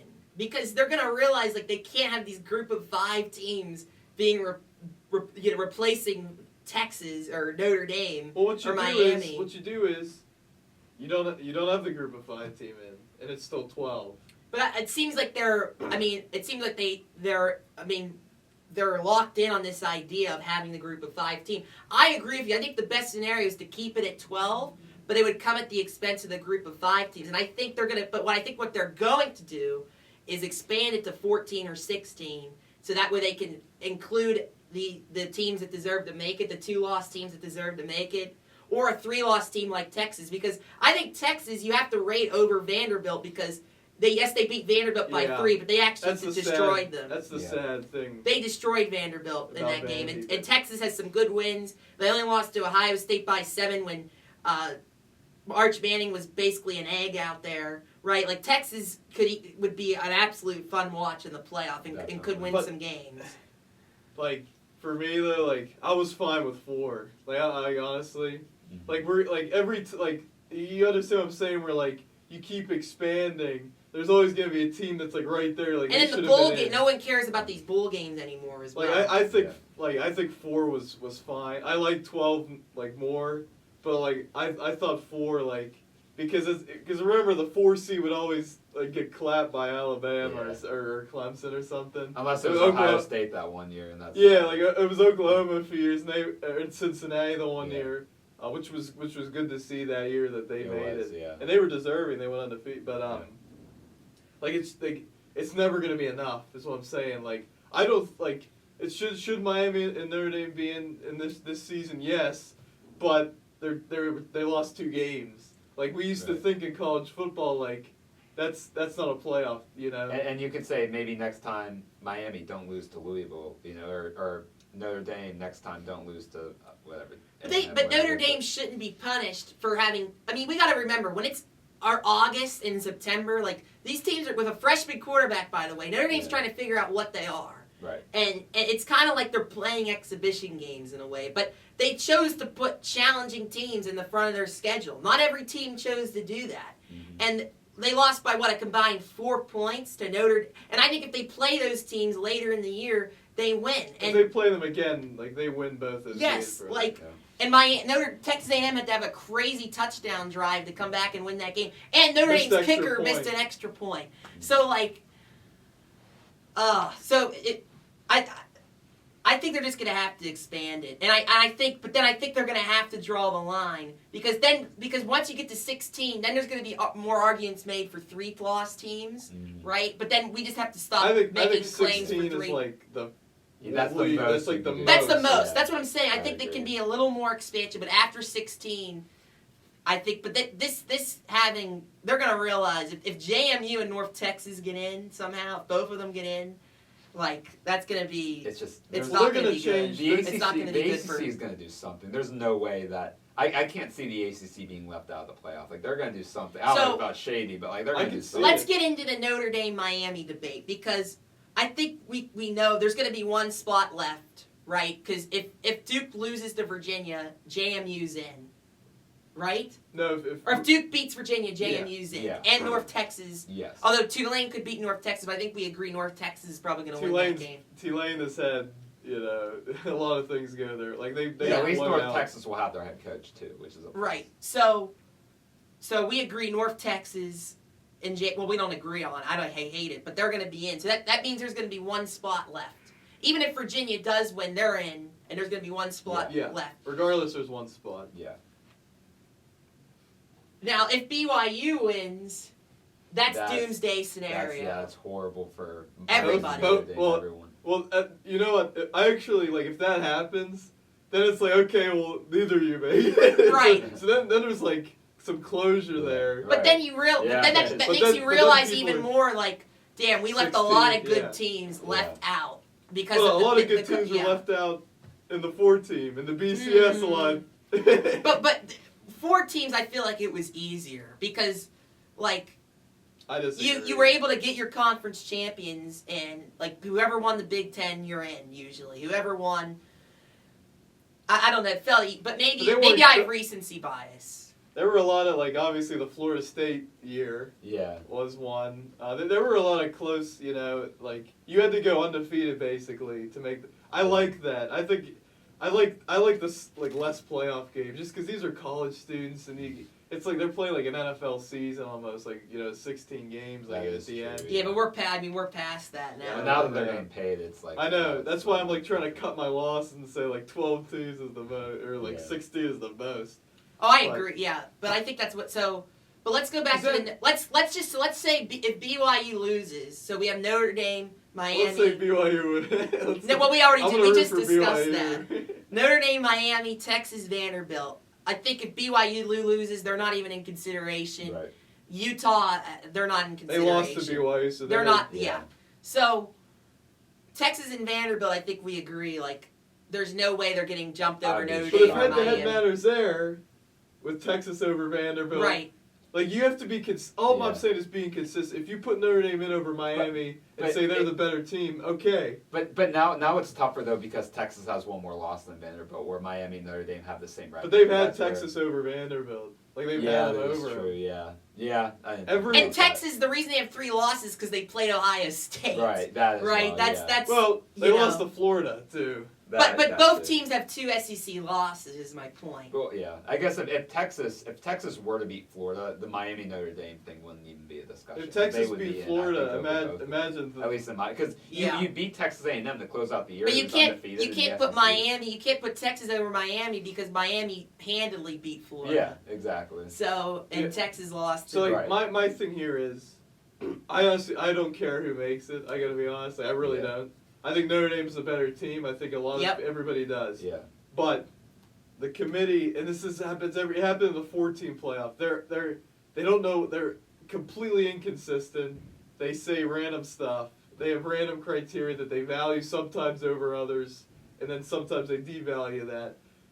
If head to head's your biggest thing, and every team that beat the other team head to head was ahead of that team in the top 25 right now. If that's what it is, and you're being consistent there, you have to put Miami in. That's what. But That's the thing. is that what they're considering the most? I mean, I just don't feel like that's what that That's is like, anymore. that was like one of their top things, and that's. But maybe that's changed. But it hasn't because all the other Texas has 3 losses. Well, They're look ahead of whenever, Vanderbilt. even look at like a smaller version of this. Whenever Pitt beat Georgia Tech, even though Georgia Tech had one more win than Pitt, they ranked Pitt over Georgia Tech. That's what Like I'm saying. there's They some really things that they do, and then it's just weird. now that game, like Notre Dame could have won that. Like that first game, like if you remember, like Notre Dame honestly should have won that game. And it was in August. It was in Yeah. August. And I think that's the thing. Like, I think we're going to see teams not play these games in the beginning of the season anymore Yeah. after what happens this year because it's just like it's not worth it. It's not worth it. But if you're, If but, we're- but Notre Dame has to though because they're not in a conference. That's true. Well, maybe they should join a conference. That's what I'm saying. the Like argument. that's like the argument that people But are look, saying. So if I have a vote on the committee, I'm putting Notre Dame in. I'm putting them in over Miami. I'm an elitist. What about Vanderbilt? What about them? Are they considered? No. Why not? Texas and Vanderbilt are below Miami and Notre Dame. But Vanderbilt, you know, they destroyed Tennessee. Like they have some wins. They have 2 quality losses. We love the quality losses. I'm But saying that's what they- Miami's Yeah, no, losses. I agree, though. Here's what Miami's losses aren't quality. And if you Yeah. look overall, That's what I'm saying. Like, shouldn't Vanderbilt be considered then? Like, with my considered. That's a good point. because that- Texas beat Vanderbilt. But you don't care about head to head. You're saying in that scenario. That's what I was just saying. But they're the better team. They're Well- the better team. And this I is think Vanderbilt's better than Texas. I think they are. Like no, they're not. They lost to them. Yeah, but- it was later in the season, Nate. That's the difference. It was later that in was the a weird season. thing. It was No, it wasn't a weird thing. It wasn't a weird Texas thing. lost Texas to Florida. Yeah, and so Miami's They over should have Texas. lost to Mississippi State. They should have lost. They should have, would have, could have. They lost. won. Vanderbilt's looked more But- impressive all season. I'm leaving Texas and Vanderbilt out of it. I'm leaving them out You of see it. what I mean, It's though, between Jake? Like, Miami. I get both. Like I do get both sides. I'm It's just like, looking at yeah. Miami and Notre Dame because that's what it's according to the committee. That's what it's down to. I'm just looking at those 2 teams, and to me, Notre Dame is just more impressive. They have the better resume overall. they just look like more like a team that could contend for a No, I don't title. think I that trust the resonates. quarterback more. I don't know. I like the coach more. I can't. Head-to-head shouldn't matter when it's in August. When the game was in August, that shouldn't be the final say-so. I look at who are the 12 best teams, and to me, Notre Dame would have. But again, my main thing is that we shouldn't be having this debate. They should both be in. But you see what I'm saying though with what you were saying like Notre Dame's better than Miami. Like I don't Like, I don't Because care- the game happened in I August. Like maybe The like, game happened I, in I, August. I assume you mean like make the discussion Notre Dame versus Vanderbilt rather than Notre Dame versus. Well, just Miami. like put like they're 10-2 in the SEC. Like they have to be considered with Notre Dame and Miami. And you're saying Miami, had worse losses. Then okay, then so it'd be Notre Dame versus Vanderbilt. I'd put in Notre Dame. But I'm just saying like, but you said they should. I'm putting Notre Dame over all four of those teams. I know, but you. All three. I know, but I said like, should they be in the discussion? You're like, Yeah, they no. should be in the discussion, but like, they are in the discussion. I'm telling you, I'm putting them over Miami, I'm putting them over Texas, and I'm putting them over Vanderbilt. Well, you had Notre Dame, Miami. You were like Notre Dame, Miami. Because that's what the discussion. But I'm saying that because that's what the discussion nationally has been: Notre Dame or Miami. But you're saying if it were me, so we're disregarding. If it were me, it would be Notre Dame over Vanderbilt, over Texas, over Miami. Where's Vandy versus Miami? That's a good point. That's what I'm just saying. Like that's what I I'm would saying. put- Yeah. Well, Texas is over Vandy. But why? Because they beat them head-to-head, but later in the season, in the middle of the season. You can't like pick and choose. Yes, you can. for That them. matters. It matters when you play a team. It's like college basketball. I'm not gonna say because Pitt lost to West Virginia in October that maybe Pitt will be a better basketball team by March, and they may have a better tournament resume. They may look like the better team at the end of the year. That's what I'm saying. And to me, my issue with yours is like, I'm about like whatever the decision is, like be consistent with it, like with your criteria. I'm just saying like if head-to-head matters, if head-to-head's the be-all end-all in all It's these not. scenarios. The thing is, I disagree with the consistency thing because head-to-head Texas versus Vanderbilt in a conference matchup in November means more than Miami and Notre Dame in August. If they So played it on- depends. It depends on what you're looking at and the circumstances. I just think Jake Bell, I want to hear what would you do if you were on the committee? Because we've Honestly, talked. genuinely, that's why I want to let you guys talk because I would have no idea because there's so It's case by basically case. there's That's what I'm there's trying so to many say. things that because I get both cases. I do think Notre Dame's more talented, but I do think that Miami would get screwed because I don't feel. Maybe I have a bias against Miami. I don't like the quarterback. But I also think you know. I also think there could be a chance that Miami they're gonna do whatever they can to get Miami If Virginia if loses. Virginia loses. I think that very well could I happen. and that's agree with something you. and that's something to look at because you leave the ACC out. The ACC that's gonna look horrible. That's gonna Well, maybe look horrible. maybe They the deserve ACC it. needs to Maybe be taught a they do. lesson. No, I agree. Maybe they do need Yeah. to be. But They what deserve I'm it with the saying tiebreaker. is that there's going to be a lot of shady things. There's things to look out. I'm the conspiracy guy now. Well, today, you but make a good. but, like, if I I'm think Jim that's- Phillips, if I'm the yeah. ACC commissioner, Virginia has to win. Yeah, I Like, 100% Virginia has think to you win have. this game. Yeah, you have to. Because the ACC has had PR nightmare Yeah. after night, like they're just nosediving. Like you need the playoffs. Yeah. Like and there's a scenario where they get 2 in. Yeah. Actually, right now. Right. And Yeah. so it's either they could get 2 and they could get none in like. I think Right. if Virginia wins, they'll lean more toward Notre Dame, and I don't think it Yeah. should be based on if Virginia Yeah, wins exactly. or not. Though. Yeah, I 100% agree. But with I that. think that I do agree with you, Jake, that if Virginia were to lose, their bias is going to lean toward more Miami because they need to have that ACC in there. Right. And I would actually like apply. I'd be like, okay, well there you're consistent with the head-to-head, because my thing here too, like I just don't think. I think the committee, is inconsistent all the time. but I think it's impossible to be Embarrassing. consistent. I think I can't blame the committee because when you have athletic directors and you in charge of this, and you have the ACC commissioner in your ear, Yeah. like, what are you gonna do? So that's kind of corruption. Let's be honest. Yeah, That's yeah. kind of corrupt. I think what the But- CFP, like the committee, should do is saying, like, now the thing too is like because of the championships, like the power champions, the top 5 getting in automatically. I don't like that. I don't like that in general. I do think it should be the 12 best teams. If that were the case, then you could be like, okay, we're taking the 12 best teams and head to head, and then it's like we don't have it would like be so much criteria. easier, Yeah. bro. It's like we're just looking at the 12 best Like teams. you would list, like you'd have the 9 we talked about, and then you'd pick 3 of 4: Notre Dame, Miami, Texas, Vanderbilt. You'd pick 3 of those 4. Yeah. And then I would have Notre Dame, Miami, and Texas But in. it's And funny 'cause unfortunately, Vanderbilt would be left Well, the out. funny thing is, we But then would have people this. would have an yeah, issue with exactly. But Like, I'd the funny rather thing have is we that debate. 3 of those teams in Yeah. than 3 of them left out. Right. Right? No, I get that. Okay. Yeah. Like. Well, but again, like these teams had chance. Like don't lose the Louisville at home. Don't lose SMU. And that's my point of Miami. It's like, yeah. Well, but Notre Dame don't lose those 2 games though. Those are good losses that they could have easily won in August. And September 6th or whatever that day was. Like, and that's why I think these teams, if Notre Dame's left out, they're just not going to do that anymore. Again, if Notre Dame makes it, like I'm okay. Yeah. I think Yeah. they're one of the 12 best teams easily, right?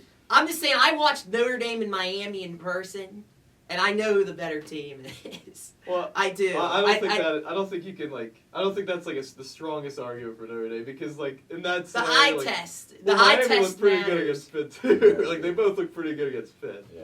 Like so, like I don't think that was I think you should sit like if I'm advocating for Notre Dame over Miami, I'm saying look at the whole season. You know, like Notre Dame's looking more impressive.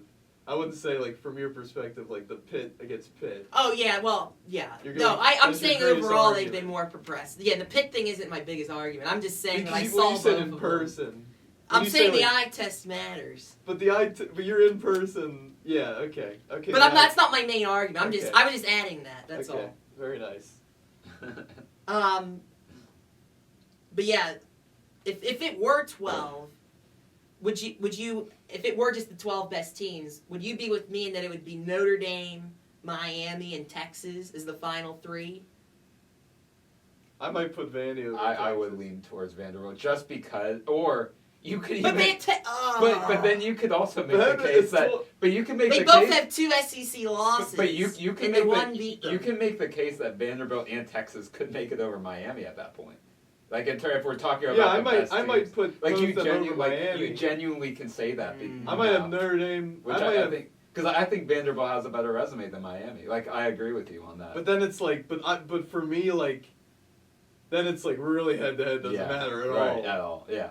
You know, so it's a really tough thing right now, and we're going through all of it. Yeah, It's personal preference for a lot of people. That's why it's like tough.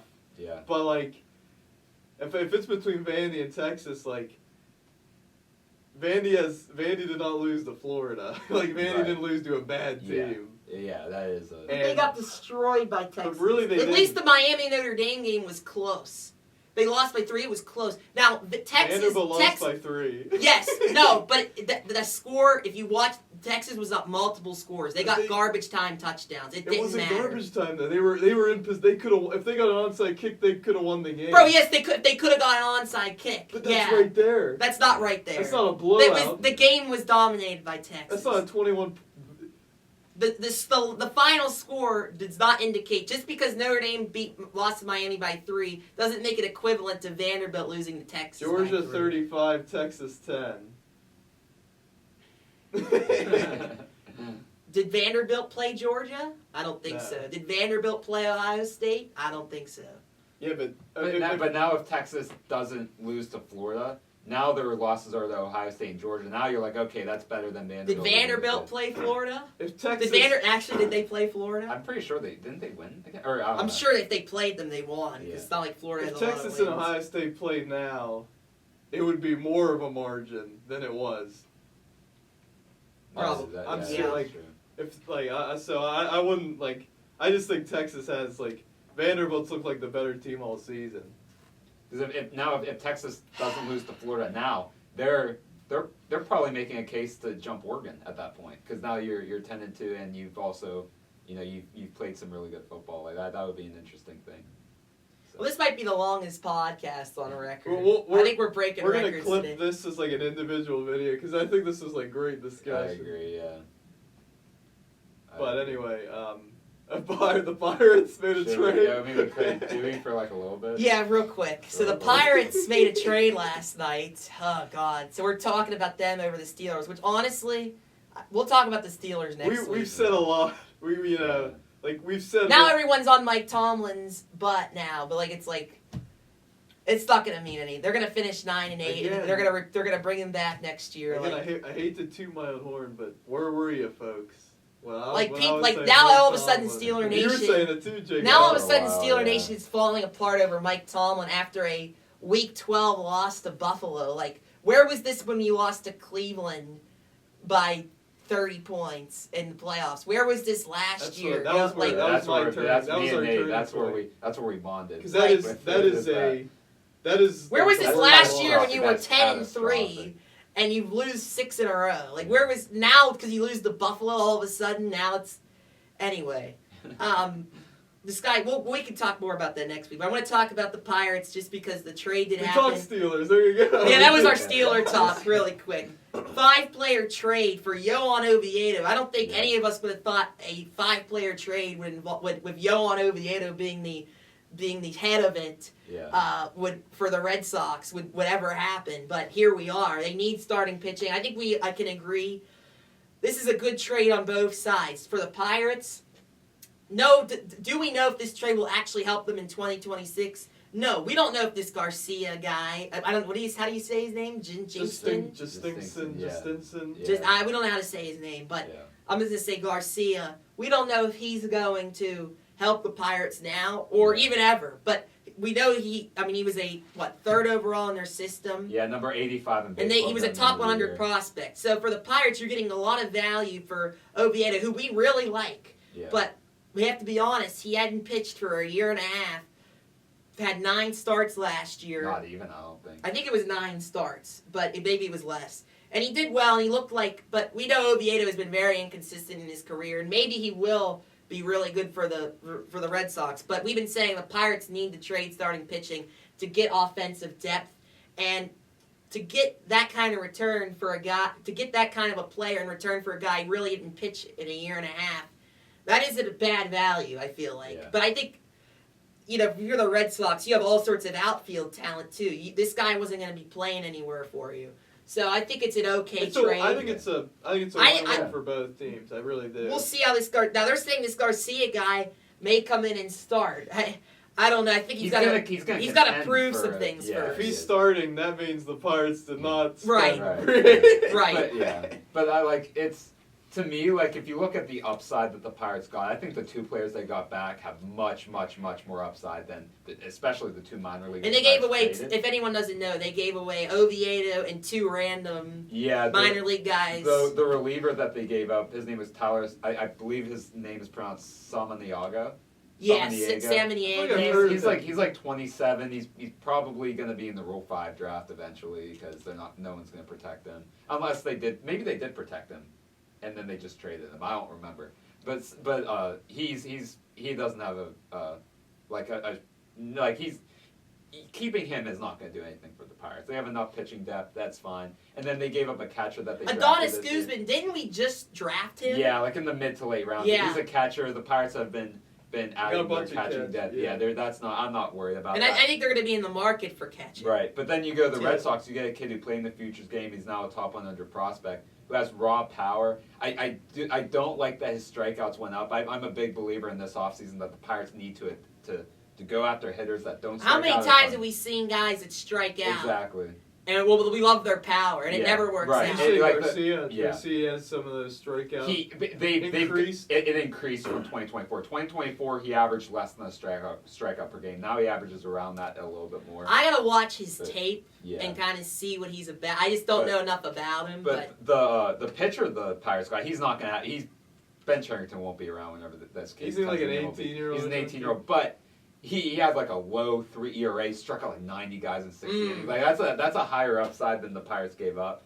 and Greg but to me, like I think Garcia has the most upside out of any player on this trade. But to me, I think the Pirates really need in this offseason. There's still a lot more time, but you need to get players that put the ball in play, don't strike out a ton, because you need to be good situationally with the pitching that you have. You need guys in scoring position, you need guys that can drive them in.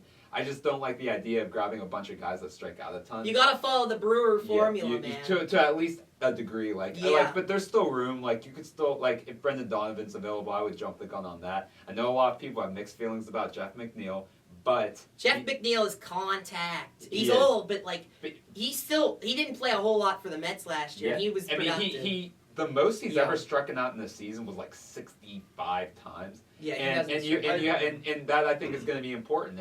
And you, to me, I'm just nervous that Garcia, he's going to have these strikeout issues in the MLB, and you can't afford that. Assuming Cruz is going to strike out a ton, if Brian Reynolds can't cut down on the strikeouts, you can't have a lineup where everybody's because then all of a sudden you get a guy on second, 0 outs, you strike out 3 times instead of having a guy on second where you're going to have a hitter that strikes out less. They'll at least move him. The Pirates have always been terrible with runners in scoring position. And to me, you have to get guys. You have to get someone that runner on second, 0 outs. He's going to be selfless and say, hey, I'm just going to go the other way if you're right, or just pull the ball as a lefty, so that you could just advance the guy on third, so that now a sacrifice fly scores. You have all these opportunities.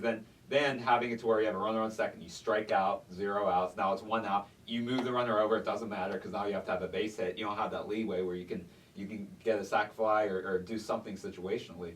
To me, there's just so many little things that you have to look at, and I'm just nervous that if he doesn't cut out on his strikeouts, then even if he becomes a really good player, it's still going to be tough. And here's the problem with the Pirates: they get guys and they say, "Oh, problem solved." Yeah. No, this does not mean anything to me for 2026. Well, Could it? Yes, but does it guarantee? Is it a real acquisition, a real major league acquisition yet? No. Right. So they have a lot of work to do. Yeah. Well, they said after the trade, a source close to the team said, this is one of those where it's one of those peripherals acquisitions. Yeah. They were saying and somebody said they asked, I think it was the Dan Granzilli was asking are you're not done with anything? Or no, we're not even close. This was not even the start. Oviedo, it's not like you're trading Mitch Keller where you better get a big league bat. Oviedo, it was going to be tough to get a big league bat. To get a top 100 prospect for Oviedo, again, he hadn't pitched for a year and a half until August or September. Mm-hmm. That's the best the Pirates were going to do, and I do give. But the Red Sox really value, and I think a lot of teams really valued Oviedo. You look at his baseball savant page, it's a lot of red, 98%. He has some things. It's just can he stay healthy and stuff. I remember in 2023, when he did 32 starts for us. When he was on. Dude, he either looked like the best pitcher in baseball or the worst. It was there was no in between. There was never an outing where he was 5 or 6 innings, 3 or 4 runs. It was he's either giving up 6 or 7 runs or 1. 6. Yeah. Oh God. Why is that?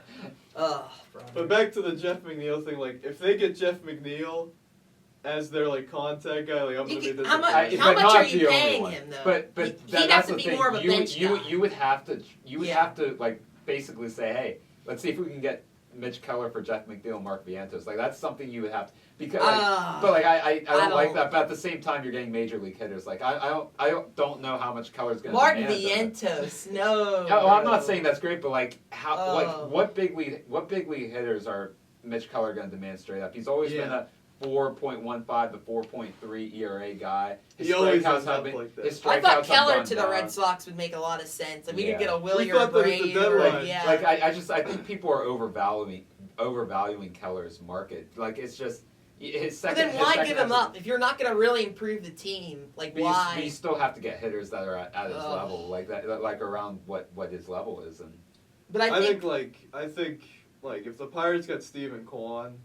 They said they were in talks, and you get this Japan, I just think, they're better, I think as a bench guy, Jeff McNeil, whatever. Right. I just think he's not, somebody, if you want to replace Nick Gonzalez, which we don't really want to do, but, if you were to do that, I just don't think that's a clear upgrade. No, it's not. No, it would just be, and he has a team option in 2027, so it's not like you have to commit. He's been on the decline, hasn't he? Too. I swear, he technically had a better year this year than last year. But to me, though, I think he gives you a better at-bat situationally than a guy who would also be hitting 240, who would maybe have 20 homer potential, but then they strike out 150 times. Like, it kind of goes hand in hand at that point. I'd prefer the upside of McNeil to where maybe he's not going to, his extra base hit ability, like his gap-to-gap ability is gone, but at least he's going to put the ball in play. I think that's something you have to consider. And he's a fiery guy. He's not going to stand for losing, like, genuinely. He can be, Tommy Pham's a fire. That's true too. But it's not like he's gonna go like to me like bring back Tommy. But to me, like McNeil, I feel like that's like people overhate on what he could bring to the Pirates. But it's not. No, like I really do like Jeff McNeil. It's just like, is he an everyday player? This is like one of those things where, like, I'm not getting excited. And I'm sure you can negotiate with the Mets to say, hey, can we take at least $5 million off of what we're gonna have to pay him? Something like what's that. his contract? Oh boy, It's $15 million. Oh yeah, no, so that's where it gets tough. But at the same time, it's like, are we really? You cannot be paying Jeff McNeil more than $10 million. But at the same time, it's not. He has a team option next year. It's not like you're committing to him long term. I doubt the Pirates are going to sign someone $30 million a year in free agent. Like, right. Like you're if you're an $80 million payroll, We just don't believe the Pirates are going to spend, and it's like when I hear $15 million, it's like that's too much in one if you talk to the Mets and you're like, hey, can we'll trade, we'll get him off your books, just give us $5 million this year to like make at least $10 million, and then you're like, okay. This is such a poverty conversation. It is, but like to me, like it's something, I don't know. It's just something to consider. How old is Jeff McNeil? Like 33, 34. So you'd have him for 1 year. It's not like if he was under a 5-year, $90 million. That's when it gets. That's just something like it's not exciting, but you need guys that aren't striking out 150 times in your lineup, and the Pirates have too many of that. I mean, and that's just. We'll talk about. I just feel like there's better options than Jeff. There is. No, I 100% agree, but I mean, if we look at realistically what the Pirates can get, like. But I feel like there's probably cheaper options, younger guys like. Well, there are, but a lot of the younger guys are going to be striking out more than once a game. But are there younger guys who are known for not striking out? Not many. And then you have to go. And then you have to figure out who's proven, who's not proven. I really like. If the Pirates get Brendan Donovan to me is the number one. Why would they trade him to us? Why would the Cardinals ever do business? Because if the Cardinals are going in a deep rebuild, who cares what the Pirates do with the next 2 years? You know what I mean? Like, yeah, it's not like the Cardinals are gonna have to worry about going. Yeah, I mean, Sherrington's done it. I mean, he dealt Hayes. I mean, he acquired Oviedo. Right, from the Cardinals. And that was a little more low stakes. That was like a. But and then the Pirates were out of it, and the Cardinals, like, it wasn't like the Pirates and Cardinals were competing in the division together, and they make that trade. And I think that's going to be a similar I swear, situation. like, if I get like I'm a big fan of Donovan and Alec Burleson. Yeah. Like if they get a package trade, it's like we'll give you. Yeah. What are we giving them, bro? We get both. Oh my gosh, we'd have to give up a lot. I feel like. We're the future. It depends what the Cardinals want, because if the Cardinals go in a deep rebuild, the Pirates could trade prospects. If they want MLB-ready guys, then the Pirates just might think of it. We'll talk about it. I don't know. I'm cooked right now. This is the longest freaking episode in the history of our country. More. I just don't think for this episode Jeff McNeil should have been brought up. That's not my fault. That was my fault, but I still want to mention because his name was. That like set the tone. Like I'm thinking big Jake Bell. I'm thinking. Well, we have to. We have to be honest. We have to be realistic. Because like I'm not gonna sit here and say we're gonna get Kyle Schwarber. Well, I mean, but Stephen Kwan or like Brandon Lau. The Pirates are in on Kyle Schwarber. I just think McNeil's a bench player at this point in his career. Like that's fair, and I would be fine as long as. But he's a contact. We do need contact players. I mean, what if they release Jeff McNeil? Then you can just pick him up. Right, I would be better with that. That would be ideal. Because the Pirates could pay him for $1 million. That's like I would be cool, but they're not gonna because they have somebody else would. Yeah, someone would trade for McNeil. All right. All right, I'm cooked. Peace, everybody. See you guys.